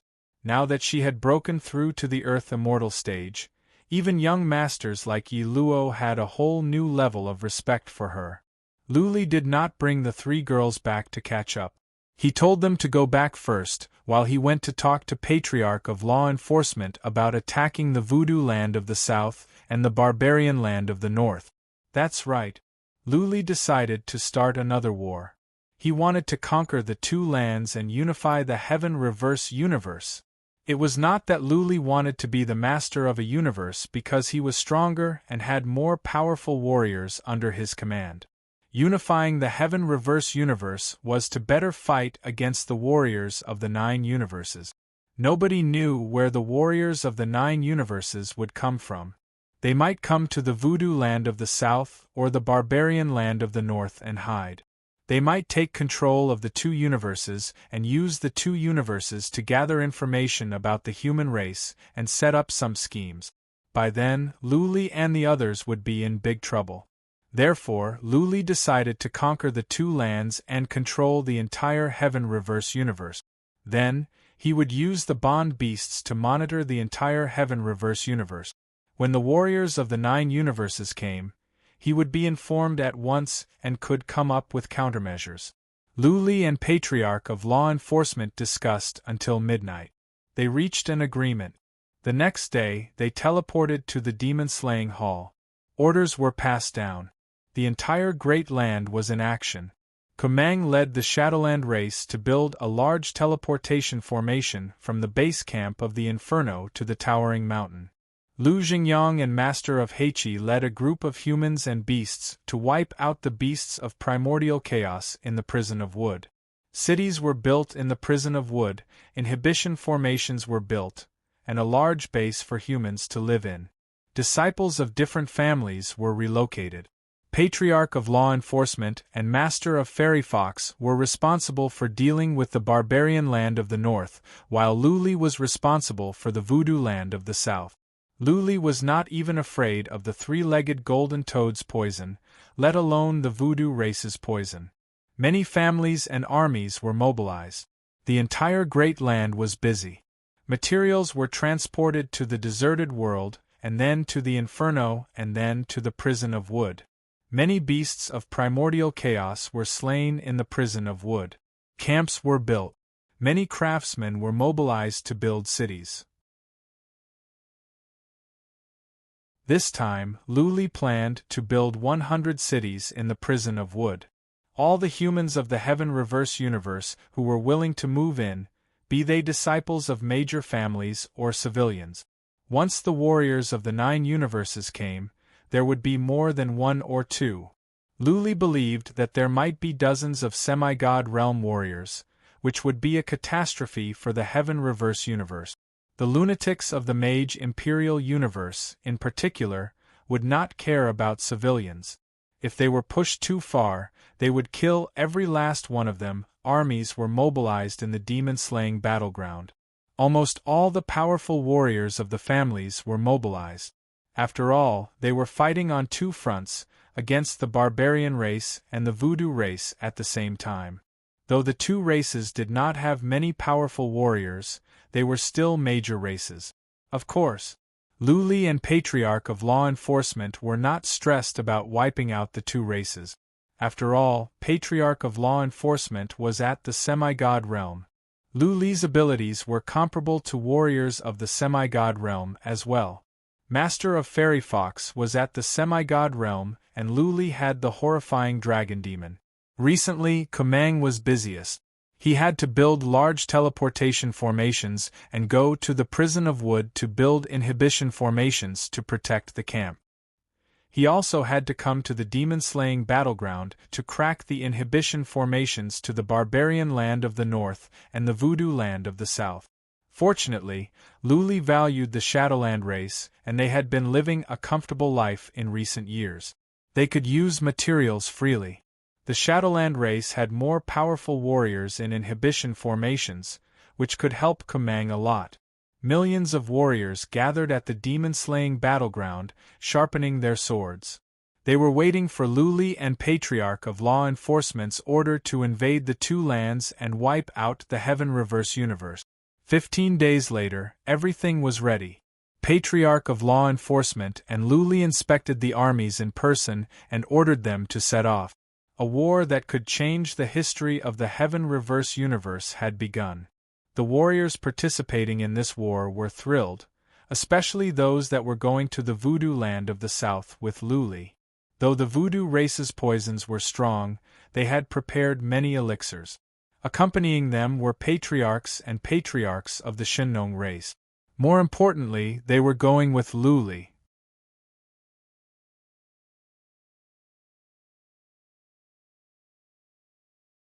Chapter 996. The mighty army set off. This time, Luli took his 3 wives with him. They had been apart for more than 2 years. Luli himself would feel bad if they had to part ways so soon. The army set off in advance. Luli and his 3 wives stayed at the demon-slaying city for a couple of days before they flew toward the voodoo city. Jiang Tianshun and Patriarch Sun had led more than 20 Earth Immortal Realm warriors into the voodoo city. By the time Luli arrived, the army was already moving in. 10 cities have been conquered? Well, not bad. After receiving the report, Luli led Jiang Qiling and the twins into the portal. After a glare, the 3 of them appeared in a huge cave. There was still some purple fog in the cave. It must be that the toxins were dispelled by Patriarch Sunday. Dig out the mountain and dispel the purple fog. Luli ordered after several glances. There wasn't much of the purple fog left, but it must be poisonous. Since so many warriors had come, they must not cause unnecessary casualties. Walking out of the cave, Luli saw green mountains and clear waters. The voodoo land of the south was not as Luli had imagined. It was dark and gloomy, miasma and bones everywhere. Grand Master! Patriarch Sun was guarding at the entrance of the cave. When Luli came out, Patriarch Sun pointed to the distance and explained, "The view may be beautiful, but there are poisons and bewitching insects everywhere.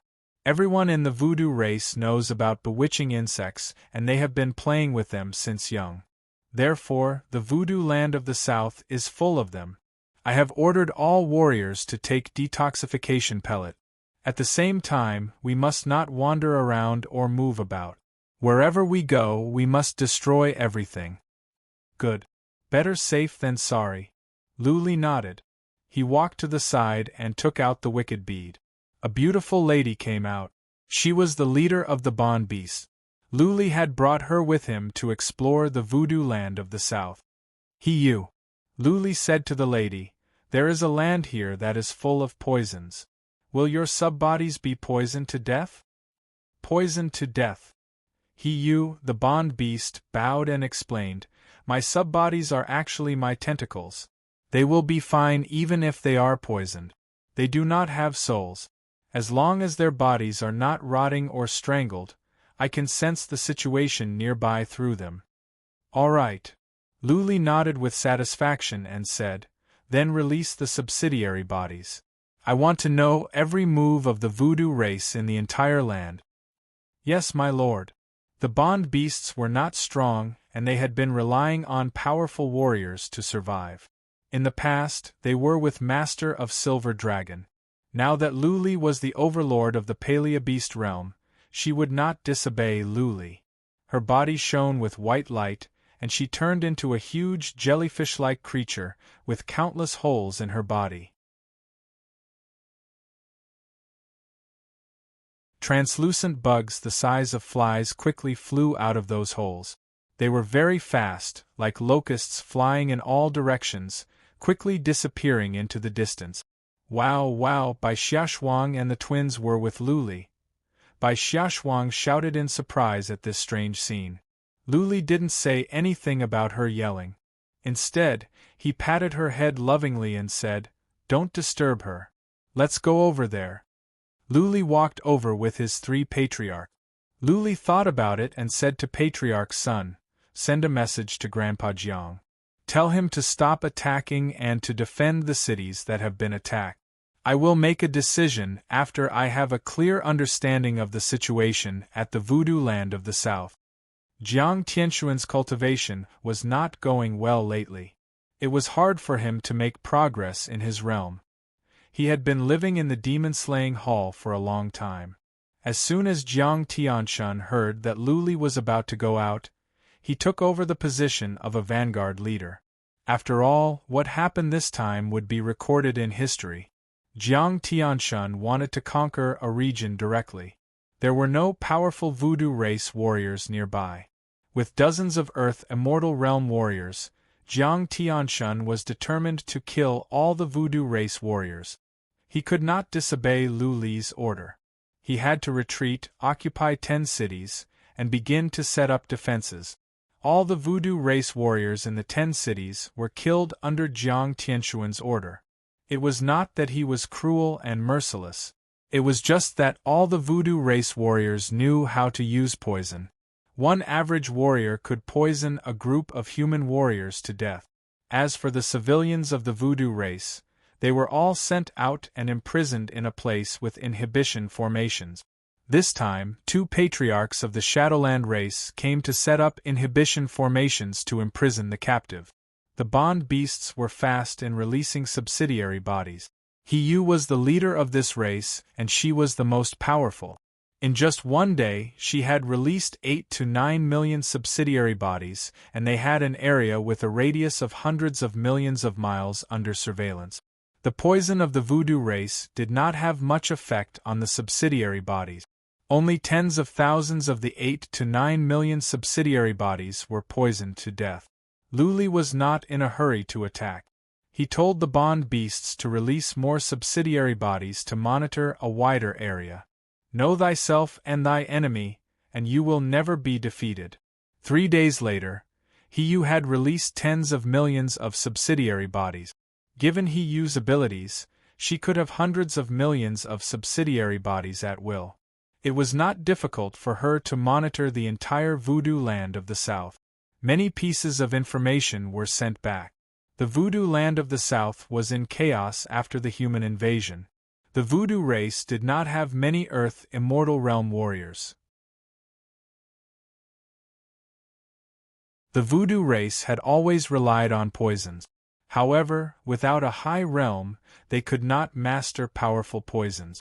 The voodoo race had learned that Lu Li had killed the Asmodean Lord and wiped out the Feather race. Therefore, many voodoo race warriors at the voodoo land of the South had lost all hope. Some small families of the voodoo race had even decided to surrender. Of course, none of the major families of the voodoo race had thought about surrendering. Once they did, the interests of the families could not be guaranteed. They might even suffer a bloodbath. After all, the human race was going to rule the land, and they were all unstable factors. The new master of voodoo race at the voodoo castle sent out an announcement. He ordered all the voodoo race warriors to gather and fight against the humans. Also, the master of voodoo race told the entire voodoo race. He had used the altars to ask for help from the god of sorcerer. The god of sorcerer would release poison at the critical moment to help the voodoo race kill the invading enemies. The entire voodoo race was cheered up by the news. The god of sorcerer was an immortal worshipped by the voodoo race. He was a powerful being in the divinity. If the god of sorcerer really did release poison, even tens of millions of human warriors would be poisoned to death, not to mention the millions. God of sorcerer? Poison? Lu Li curled his lips. It was questionable whether the god of sorcerer existed or not. Even if he did, he could only send an avatar like the god of wings.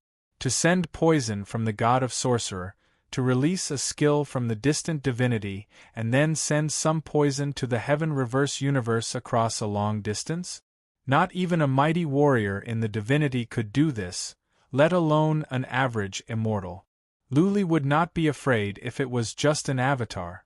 The dragon demon had grown stronger after consuming the body of the master of Silver Dragon, and then the 3-legged golden toad. How powerful was the dragon demon now? Lu Li did not know. Fight to the death? That's even better. Lu Li settled down in a nearby city, and waited for the master of voodoo race to mobilize the voodoo race army. By then, the war at the voodoo land of the South would come to an end. P.S. I am recovering. I am beginning to lay out the layout of the divinity. More than half of the settings have been written. It should be an interesting and exciting story. PS2. WeChat official account, there will be an event for the Lantern Festival on the 15th day of the first lunar month. Some rich people will sponsor a lucky draw.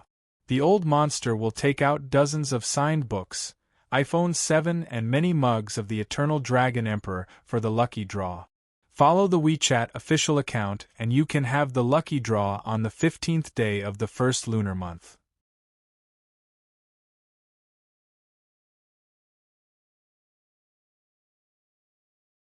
Chapter 997. 8 days had passed. The Bond Beast, had released more than 200 million children, and these children had secretly lurked in half of the voodoo land of the South. Half of them were flying to the other side of the voodoo land of the South. As time went by, it was only a matter of time before the entire voodoo land of the South was under surveillance. The voodoo castle was not far away from where Luli was. It would only take him 3 or 4 days if he flew at full speed. At this moment, the spawn had already arrived, so Luli was monitoring every move over there. In 8 days, 4 to 5 million magi had gathered there.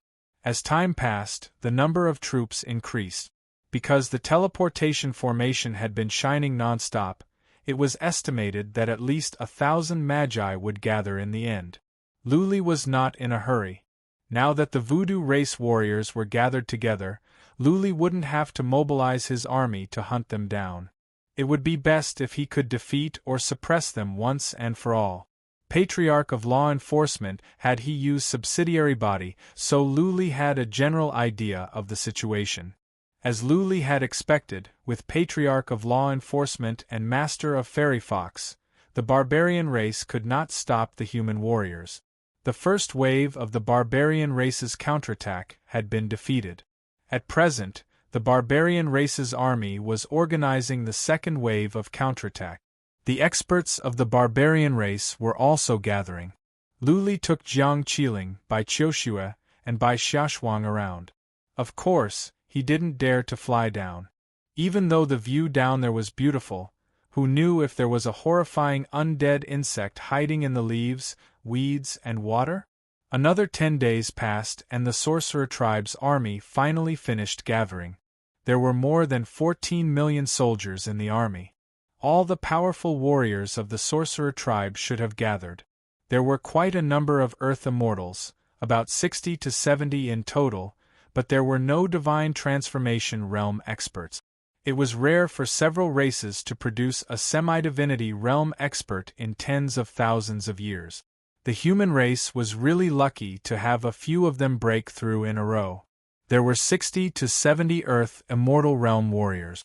If they were average Earth Immortal Realm warriors, Luli wouldn't have been able to kill them all by himself. However, with the Feather Wind Castle, those Earth Immortal Realm warriors were slaughtered as if they were livestock. The sorcerer tribe's army began to move. They continuously teleported to the nearby cities. They did not teleport to the same city, but scattered. The master of voodoo race seemed to have guessed that Luli would not move. He was not afraid of a sneak attack from the human warriors. Jiang Tianshun sent someone over to ask if they should send an army to launch a few sneak attacks and kill some of the shaman soldiers while the shaman army was still stable. Luli ordered them to stay put. Kill the voodoo race warriors and destroy the teleportation formation? He still had to mobilize the army to attack the sorcerer god castle and chase after those sorcerer tribe soldiers who had escaped. That would be very troublesome. Wouldn't it be better to settle it once and for all in one battle? The army of more than 10 million was teleported to dozens of cities. That being said, the teleportation took 3 days and 3 nights. You could tell that all the powerful warriors of the voodoo race had come. Luli could put his mind at ease. After the teleportation, the army began to gather at a place called the Lu City of Voodoo, where the Grand Emperor of the Voodoo tribe lived. The city was built on a mountain range. The surrounding terrain was very strange. There were ravines, dense forests, and valleys everywhere. It was the most suitable place for the Magi army to hide. 30,000 miles to the north of the Lu City of Voodoo was a city called Yang City of Voodoo that Luli had occupied. Luli ordered all the armies to gather at the Sun of Voodoo City. The two armies faced each other for a decisive battle. When the army arrived, Luli set off with his 3 wives and Hiyu. Hiyu did not send out subsidiary bodies. It was enough for her to send out hundreds of millions of subsidiary bodies. Many of them were flying to other areas of the voodoo land of the south. It would take some time for them to reach the southernmost area. So many! When Luli arrived at the Sun of Voodoo City with a group of people, Bai Xiaoshuang looked down from the sky. On the vast flatland, densely packed with warriors, there was no end in sight. It was a magnificent scene. Even from the distance, Bai Xiaoshuang could feel the killing intent of a powerful army. Her blood was boiling. Welcome, Grand Master. Long live the Grand Master. The army of more than 3 million dropped to their knees when they saw Luli and the others. It was like the autumn wind blowing over a field of hay. Under the guidance of some patriarchs of the demon-slaying hall, the army of more than 3 million let out a roar that was as loud as a tsunami. Bai Xiaoshuang and the others almost fell off. Luli had never taken the 3 wives with him before. When he went to the ocean land of the east, Jiang Qiling and Bai Qiushue had been staying in the Wicked Bead. At this moment, looking at the millions of soldiers below, their hearts were pounding. Darling, you are amazing! Judging from the roar, the 3 wives could tell that the warriors respected and worshipped Luli from the bottom of their hearts. Bai Xiaoshuang's face was glowing. Her beauty was beyond compare. She said with excitement. Bai Qiushue and Jiang Qiling looked at each other. They stared at Lu Li's stalwart back, his snow-white hair and his chiseled face. Both were infatuated with him. The path of cultivation was to change one's destiny. Emperor of Heaven Reverse was the only one who defied nature. What was the purpose of cultivation? To be above all and to stand at the peak, wasn't it? Luli was less than 30 years old, but he had already reached the peak of the human race. He was above all humans and he was the well-deserved leader of the human race. And this man was their husband, the man they loved deeply. What did women want the most in their lives? Didn't they just want a man who loved them? If this man was the most outstanding man in the world, they would be the happiest people in the world. At this moment, Jiang Qiling, Bai Xiaoshuang and Bai Xiaoshuang felt they were the luckiest women in the world. Given Lu Li's status and prestige, as long as he beckoned, more than half of the young females in the human race would throw themselves at him. Lu Li remained calm. His expressions didn't change much. A person's state of mind would change, naturally, when he reached a certain realm and status. For him, unifying the Heaven Reverse universe didn't give him much of a sense of achievement. What he wanted to do most was to kill the warriors of the 9 universes, reach the immortal realm, ascend to the immortal realm and find Lu Ling. He stood on his bead of life. After a moment of silence, he waved his hand and said, "Listen up. Attack the Lu City of Voodoo, kill the master of Voodoo race, and take over the Voodoo land of the south. Long live, long live." From down below came another roar. Under the command of Jiang Tianshun and the others, the army flew up and headed toward the south in a formidable array. Since the ground was filled with poisonous creatures, Jiang Tianshun and the others had told the army to fly. The lowest realm warriors in the army were at the Fate Wheel realm. All of them could fly, so it wouldn't be a hindrance. The Lu City of Voodoo was not far away, only 30,000 miles away. The army was not fast, but in 4 hours, they arrived at the mountain where the Lu City of Voodoo was located. Lu Li could see from the distance that the mountain was covered in black smoke. Half of the sky was covered in black fog. Clearly, the Voodoo race had made preparations.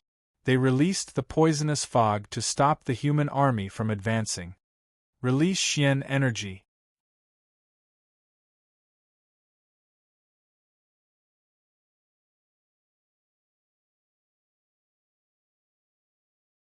Chapter 998. The Voodoo race was best at uncultured insects and poisons.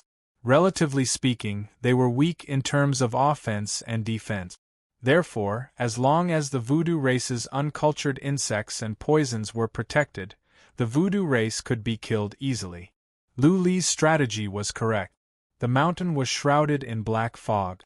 He could not see clearly, not even psychic power. If he went over rashly, he would not only be poisoned, but also have no idea what the voodoo race was up to. If he was killed, many human warriors would have to stay at the voodoo land of the south. Boom, boom, boom, boom, the millions of warriors took actions at the same time. Millions of Xian energy dashed to all sides. The woods, rivers, mountains, thorns and grasses were leveled. Mud and stones were flying around. Weeds and thorns were ground into dust. The picturesque view was destroyed in an instant. The only thing left was the rolling dust. Move forward slowly. Keep releasing Xian energy.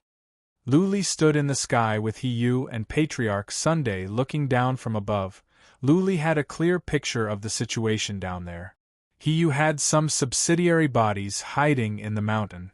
Dark fog was billowing, but she could sense some information through her subsidiary bodies and report it to Lu Li in time. The army moved forward bit by bit. The mountain was blasted away.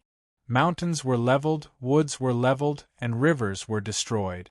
In short, everything that could hide the voodoo race was leveled. If there were voodoo race warriors hiding in the woods, they would be blasted to pieces as well. The voodoo race is retreating. He Yu sensed the situation of the voodoo race through her subsidiary bodies. She reported quickly. After a while, she added, the voodoo race is moving. They are moving to two sides. I think they are trying to surround us. Surround them? Lu Li snorted. The voodoo race had more than 10 million warriors, but most of them were low-level warriors. There were less than 3 or 4 million warriors that could compete with the human warriors. Trying to surround them with numbers? Master of Voodoo race was indulging in wild fantasies. There are more than 2 million warriors moving fast to the east and west. Not long afterward, He Yu came back with the latest information. Lu Li felt having the bond beasts was like having countless pairs of eyes. He could see everything like the back of his hand and everything was under his control. It was a wonderful feeling. Elder son, Lu Li said to Patriarch Sun next to him, take 500,000 warriors with you and launch a surprise attack to the east. Tear apart the encirclement of the voodoo race that has yet to take shape. Come back after one attack. Do not linger. Elder Lei. Lu Li sent another message to another patriarch. Take 500,000 warriors with you and launch a surprise attack from the west. Be fast. Tear up their encirclement and come back at once.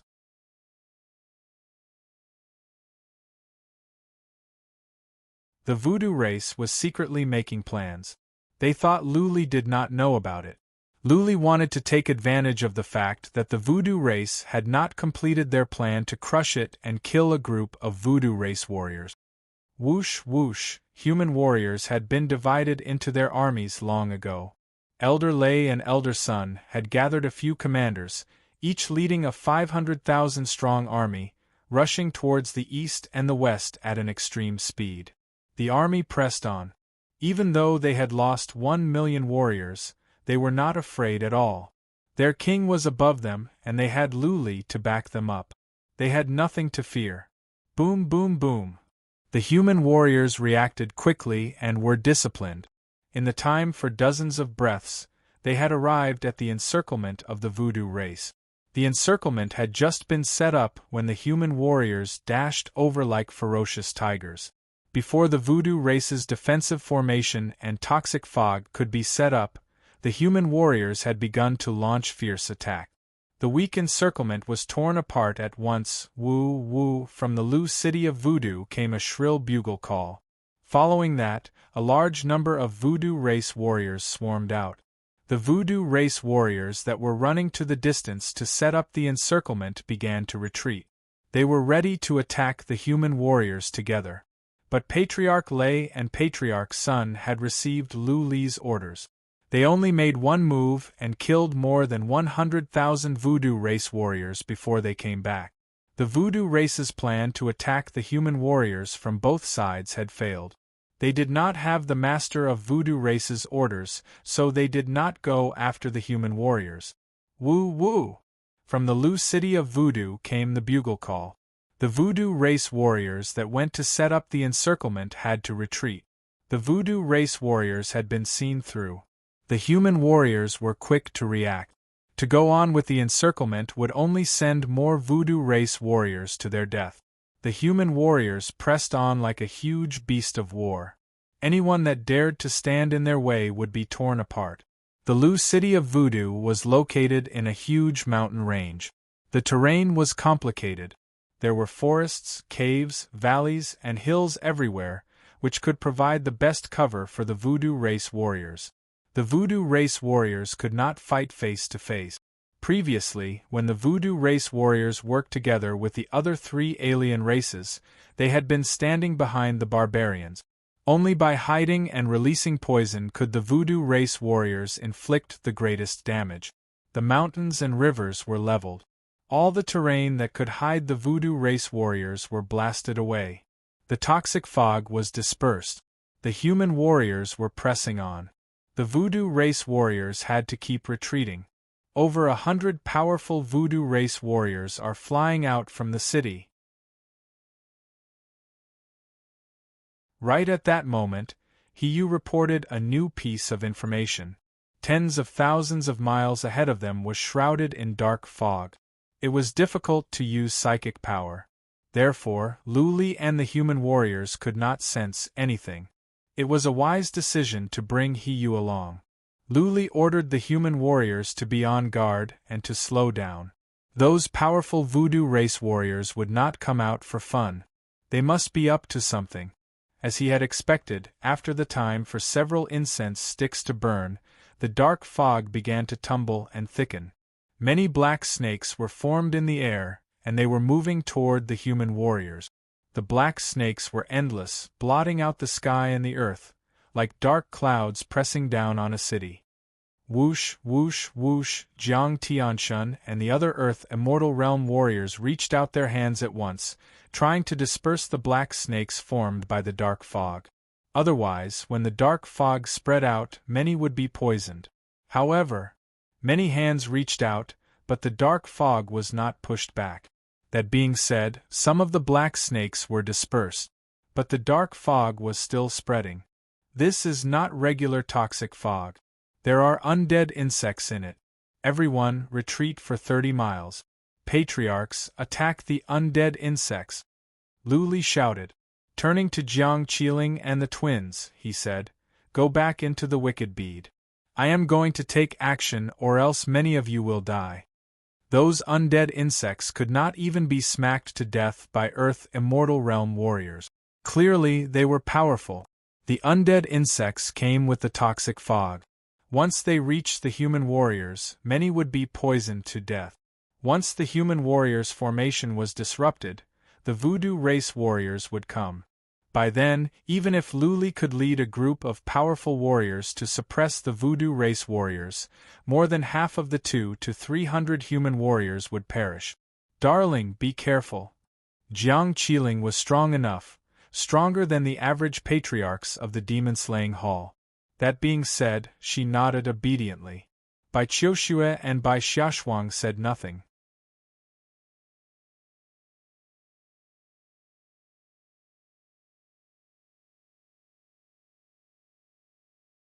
Chapter 999. As soon as Luli made a move, he could tell whether he had it or not. Those undead insects were strong, but Luli's feather wind weapons could penetrate the defense of Earth Immortal Realm warriors. How could those undead insects survive? Luli flew over and released thousands of feather wind weapons at once. The weapons released this time were not large in size. They were more like steel needles. The steel needles seemed to have eyes. They actively sought out the undead insects lurking in the black fog. As the feather wind weapons flew past, the undead insects exploded into a mist of blood. Hall Master is mighty. The millions of warriors had retreated. They shouted in excitement when they saw how brave Luli was.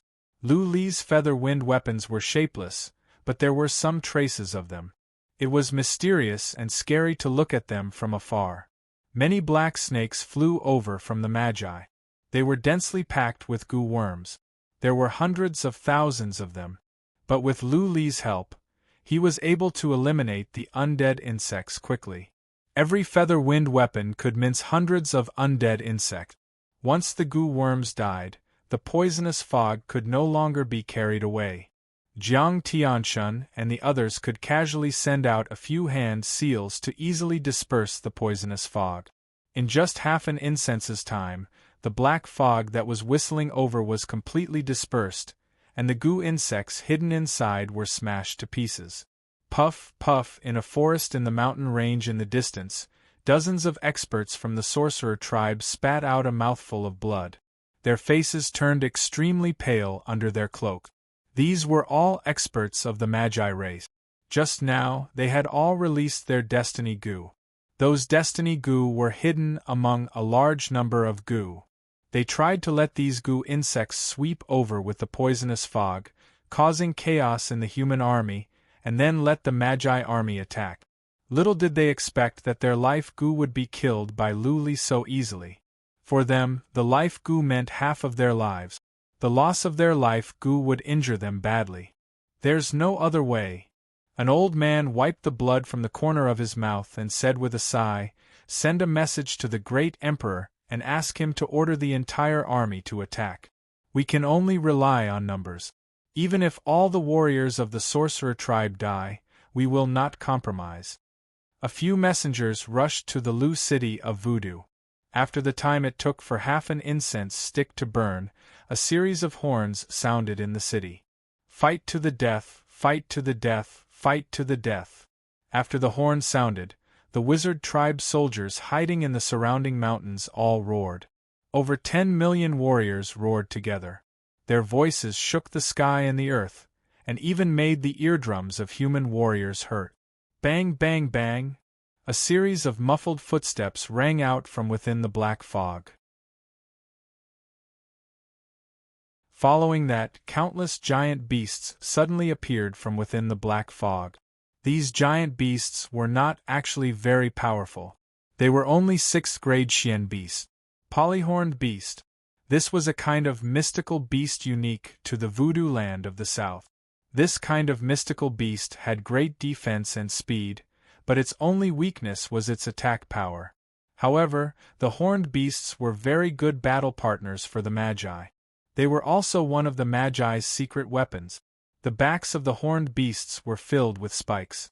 The bodies of the Magi were very small, so they could hide in the spikes. The spikes of the horned beasts could still move. At the critical moment, they twisted together to form a shield to protect the Magi hidden inside. The polyhorned beasts lived in the land of voodoo all year round. Naturally, they were highly resistant to poison. Also, these polyhorn beasts used to assist in battles were soaked in poison all year round. Not only were they immune to poison, but they also had a stronger defense. One after another, beasts that were more than 100 feet in size rushed over. From the distance, there must be at least 100,000 of them. On each of the polyhorn beasts was a voodoo race warrior who was at least at the noble lord realm. Charge, behind the polyhorn beasts was a dense crowd of voodoo race warriors. They followed the polyhorn beasts and swarmed over like a tide. Lu Li had stopped his attacks a while ago. He stood in the sky and looked down. He saw the voodoo race warriors coming from 3 directions in a fan shape. All of them? Good. Lu Li nodded. He waved his hand and shouted, "All, beat the drums and prepare for battle." Bang, bang, bang. The excited drumbeats sounded like a thunderstorm, and the human army let out a roar that sounded like a tsunami. The army of more than 3 million split into 10 groups, and under the lead of dozens of elders, they charged towards the army of the shamans fearlessly and arrogantly. The final battle had begun. Every human soldier was equipped with an antidote pill. At this moment, all the soldiers swallowed an ordinary antidote pill, drew out the weapons on their waists, and first released a round of profound energy attacks towards the front. Boom, boom, boom. Rays of sword light, fist shadows, and palms whooshed on. It was a magnificent scene. If Bai Xiaoshuang were outside, she would have cried out in surprise. However, this round of attacks was not effective. In front of the voodoo race army were polyhorn beasts. The horns on the back of the polyhorn beasts wriggled and covered up the voodoo race warriors on their back. The polyhorn beasts were strong in defense.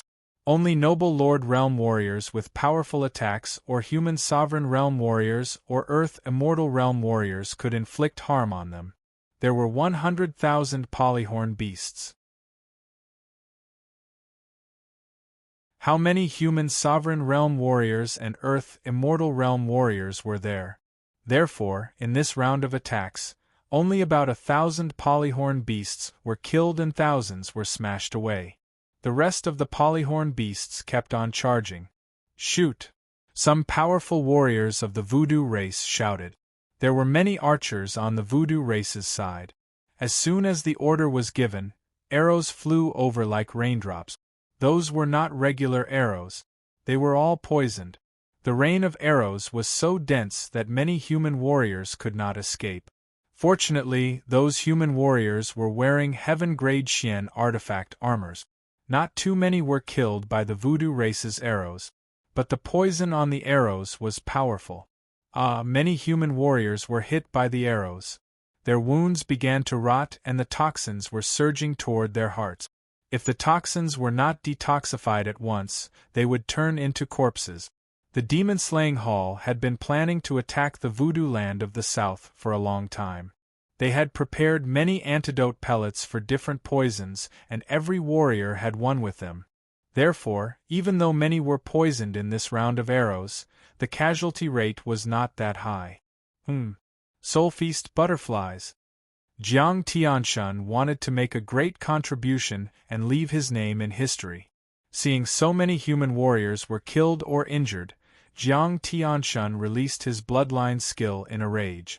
Countless black butterflies flew over. Formation of swords. Yi Luo joined the fight. He used the Yi family bloodline skill. Hundreds of flying swords whooshed over and went past the polyhorn beasts to attack the average voodoo race warriors. Yi Luo's bloodline skill was powerful. The average voodoo race warriors were weak in defense. They were cut down as if they were straws. Falling meteorites. Earth roar, blade of ice, charge. Powerful human warriors used their bloodline skills and profound meanings to attack. The voodoo race and the human warriors bumped into each other. A tragic battle had begun.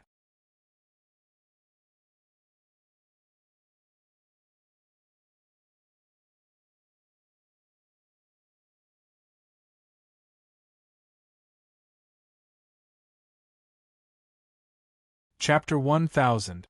The battle was fierce. 3 million human warriors were fighting against more than 10 million voodoo race warriors. Even though the human warriors were more powerful than the voodoo race warriors, the voodoo race was outnumbered by several times. Also, the voodoo race's poisons were too potent, especially the powerful ones. Once poisoned, they would not even have the time to take the antidote. In merely an hour, the human side had lost at least 300,000 warriors. The voodoo race was even worse. The casualty rate must be over 2 million. Many of the 10 million voodoo race warriors were low-level warriors. They were slaughtered by the human side. All the powerful human warriors had taken action except for Luli. Of course, Hiyu, the Bond Beast, was standing next to him.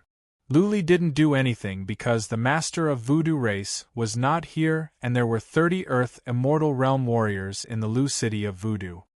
Hiyu had sent her subsidiary bodies into the Lu City of Voodoo and had been monitoring everything in the city. The master of voodoo race and the 30 Earth Immortal Realm warriors had been sitting in a castle. They showed no intention of coming out to help. After the time for 2 incense sticks to burn, Luli could not sit still any longer. He did not want to lose more than half of the human warriors just to conquer the voodoo land of the south. Hiyu, stay here. Keep gathering information and don't worry about anything else. The dragon armor appeared over Luli's body. He dashed toward the voodoo race army in a blur.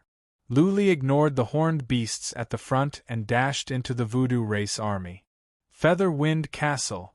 Luli used the Feather Wind Castle. a cyan-colored castle with an area of 30 miles suddenly appeared, covering tens of thousands of voodoo race warriors nearby.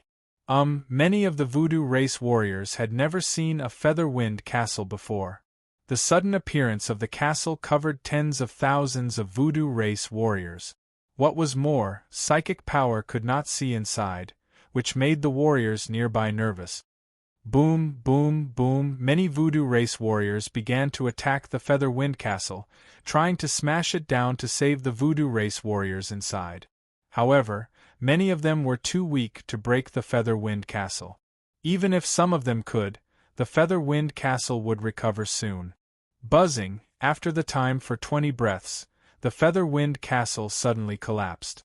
Many voodoo race warriors looked over, only to see dead bodies all over the place. The tens of thousands of voodoo race warriors were killed. SSSS. At that moment, the surrounding area suddenly quietened down. Countless shaman tribe soldiers stared at the corpses that littered the ground. Their eyes were filled with shock and disbelief. 20 breaths of time.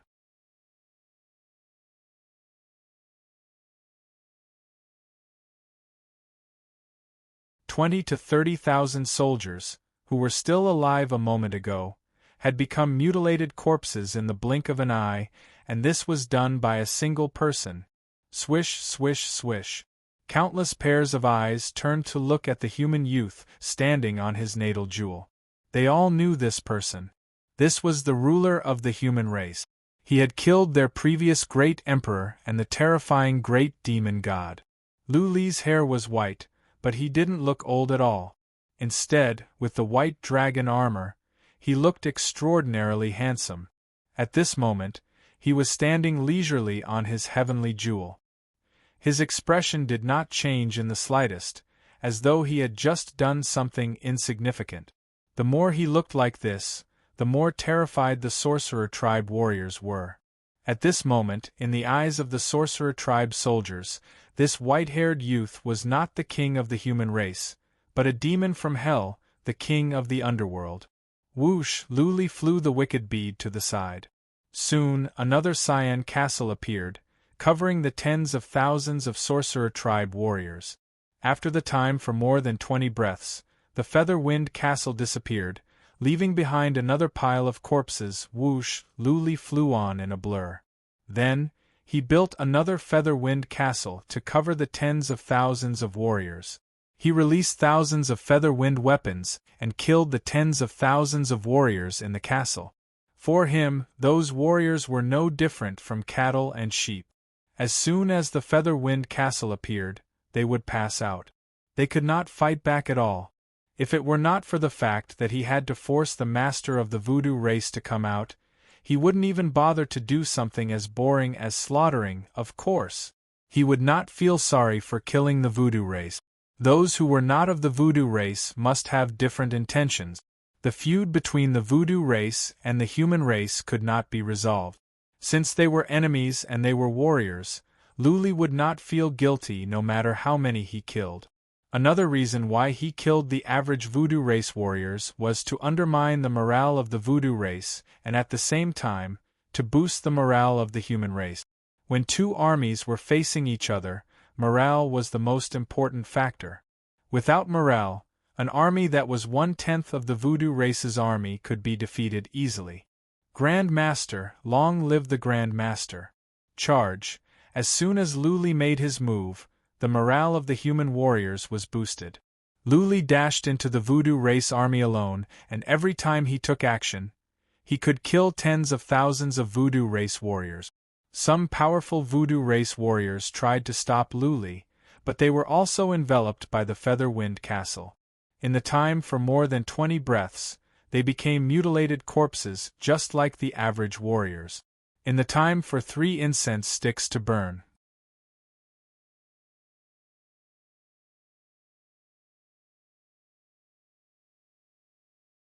Lu Li dashed into the voodoo race army and slaughtered for the time for 3 incense sticks to burn. He built the feather wind castle 16 times and every time, he could cover 20,000 to 30,000 warriors. In the time for 2 incense sticks to burn, Luli had killed more than 400,000 voodoo race warriors. Go and ask the Emperor for help. Send a message to the Emperor. We cannot stop him anymore. If he doesn't do something, the army will be routed. This human monarch is too ferocious. Lordly rushed in and was easily killed. Lordly is an earth immortal. The morale of the voodoo race army dropped to the freezing point. Several Earth Immortal Realm warriors of the voodoo race had taken actions and used strong toxins on Luli. But Luli acted as if nothing had happened.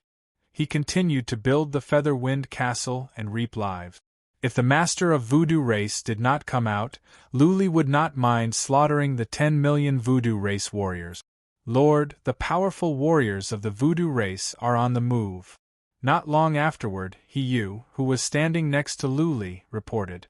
She had witnessed how Luli killed the voodoo race warriors with her own eyes. She was speaking to Luli with more respect now. Finally, you can't sit still anymore? Luli smiled. He flew up the wicked bead and retreated to the human warriors. Killing more voodoo race warriors did not mean much to him. As long as the master of voodoo race and the powerful voodoo race warriors were gone, the 10 million voodoo race warriors could be defeated easily. Whoosh, from the distance, dark fog rolled over. From the dark fog, the master of voodoo race came with 30 powerful voodoo race warriors. The master of voodoo race was not wearing a cloak. He was an old man with a white beard. He was wearing a golden robe and a golden jade crown. In his hand was a golden scepter. He looked like a king of a small country. He was not enveloped by the dark fog. But the 30 Earth Immortal Realm warriors behind him were. They were faintly discernible, looking spooky and creepy. Grand Master Lu, the master of voodoo race, stood in midair with pride. He spoke the human language instead of the ancient language. His white eyebrows were twitching as he said solemnly, I will give you a chance. Take your human army and get out of the voodoo land of the south. Or else, I promise you that you will regret it later. What? The human warriors were in an uproar. Many were swearing and snorting. Many were sneering, wondering if the master of voodoo race had lost his mind. The human race clearly had the upper hand. How could the master of voodoo race be so arrogant? Was he mentally sound? What was more, Luli could even kill the Asmodean lord. Luli had killed the previous master of voodoo race. Who was the master of voodoo race? All right. What happened next shocked the human warriors. All of a sudden, Luli ordered emotionlessly, retreat. All warriors, retreat now.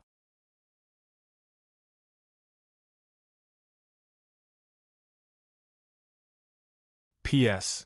Chapter 4, Debt Repayment.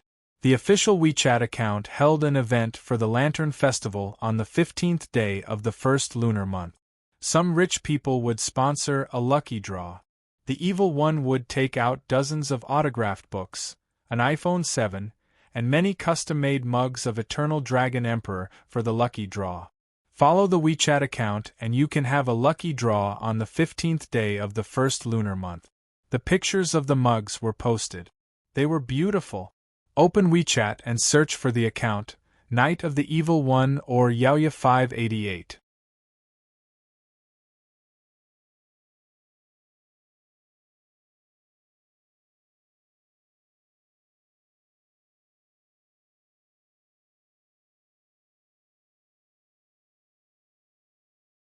Chapter 1001.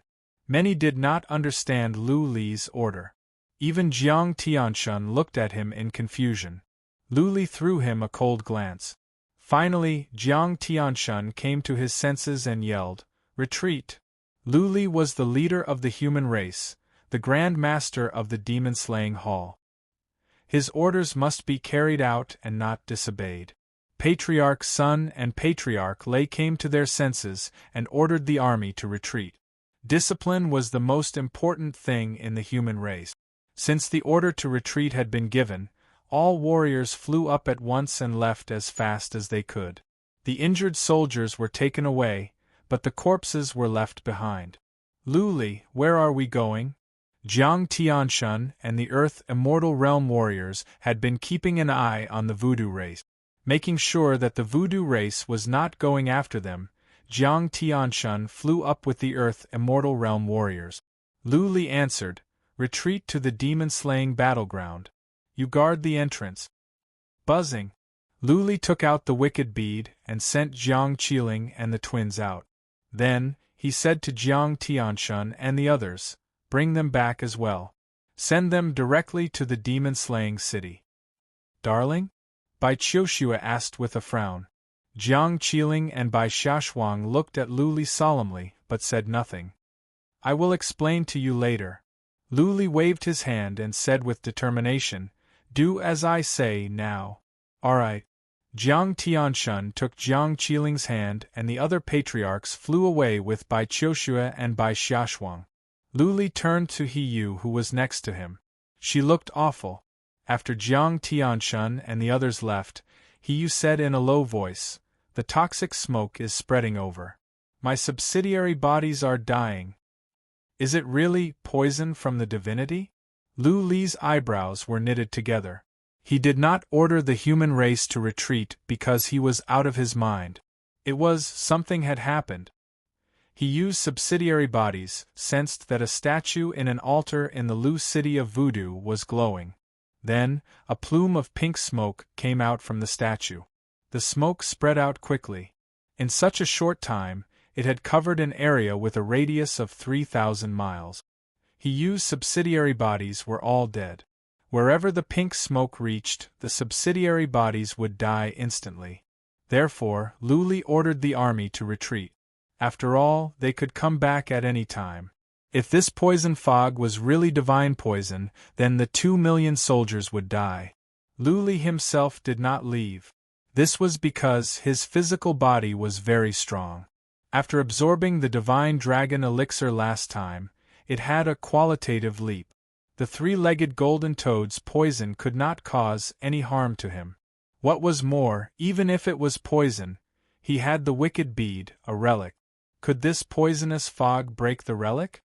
Palace Master Lu, the great emperor of the sorcerer tribe, said coldly, "Your army has already retreated. Why don't you leave?"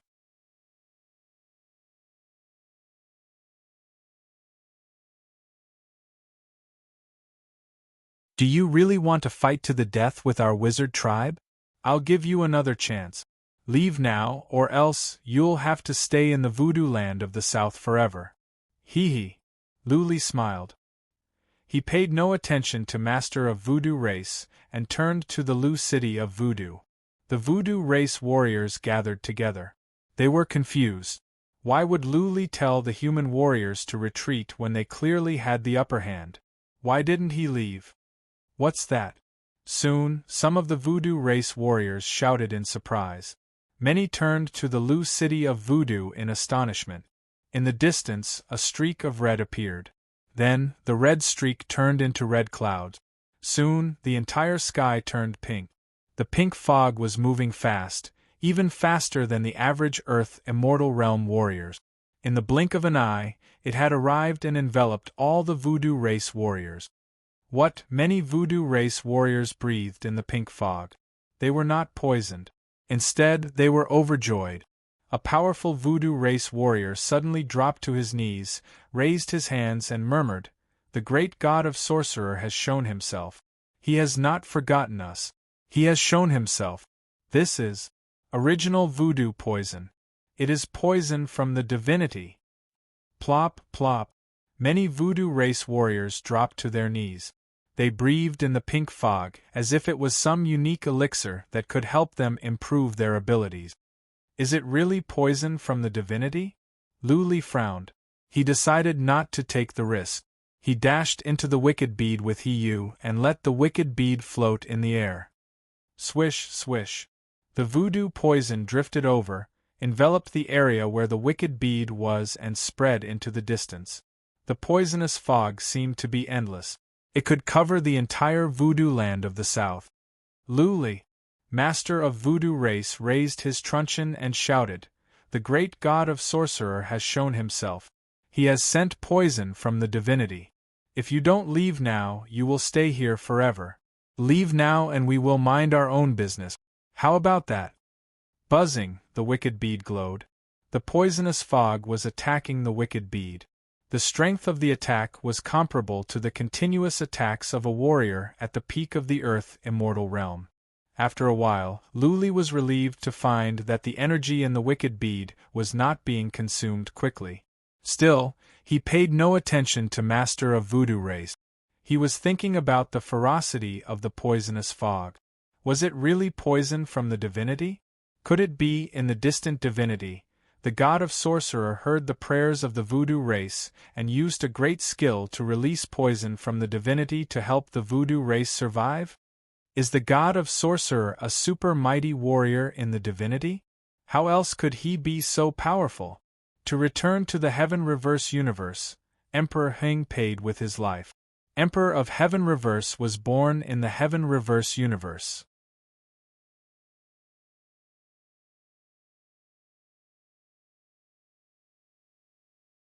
It was said that he became a mighty warrior in the divinity. However, he never came back after so many years. It was said that, given Emperor of Heaven Reverse's abilities, it would be difficult for him to return to the Heaven Reverse universe.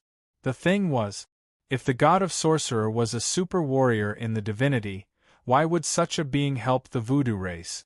Given Lu Li's current status, if the Lu family of the Thousand Island Lake wanted his help, they could send someone to beg him.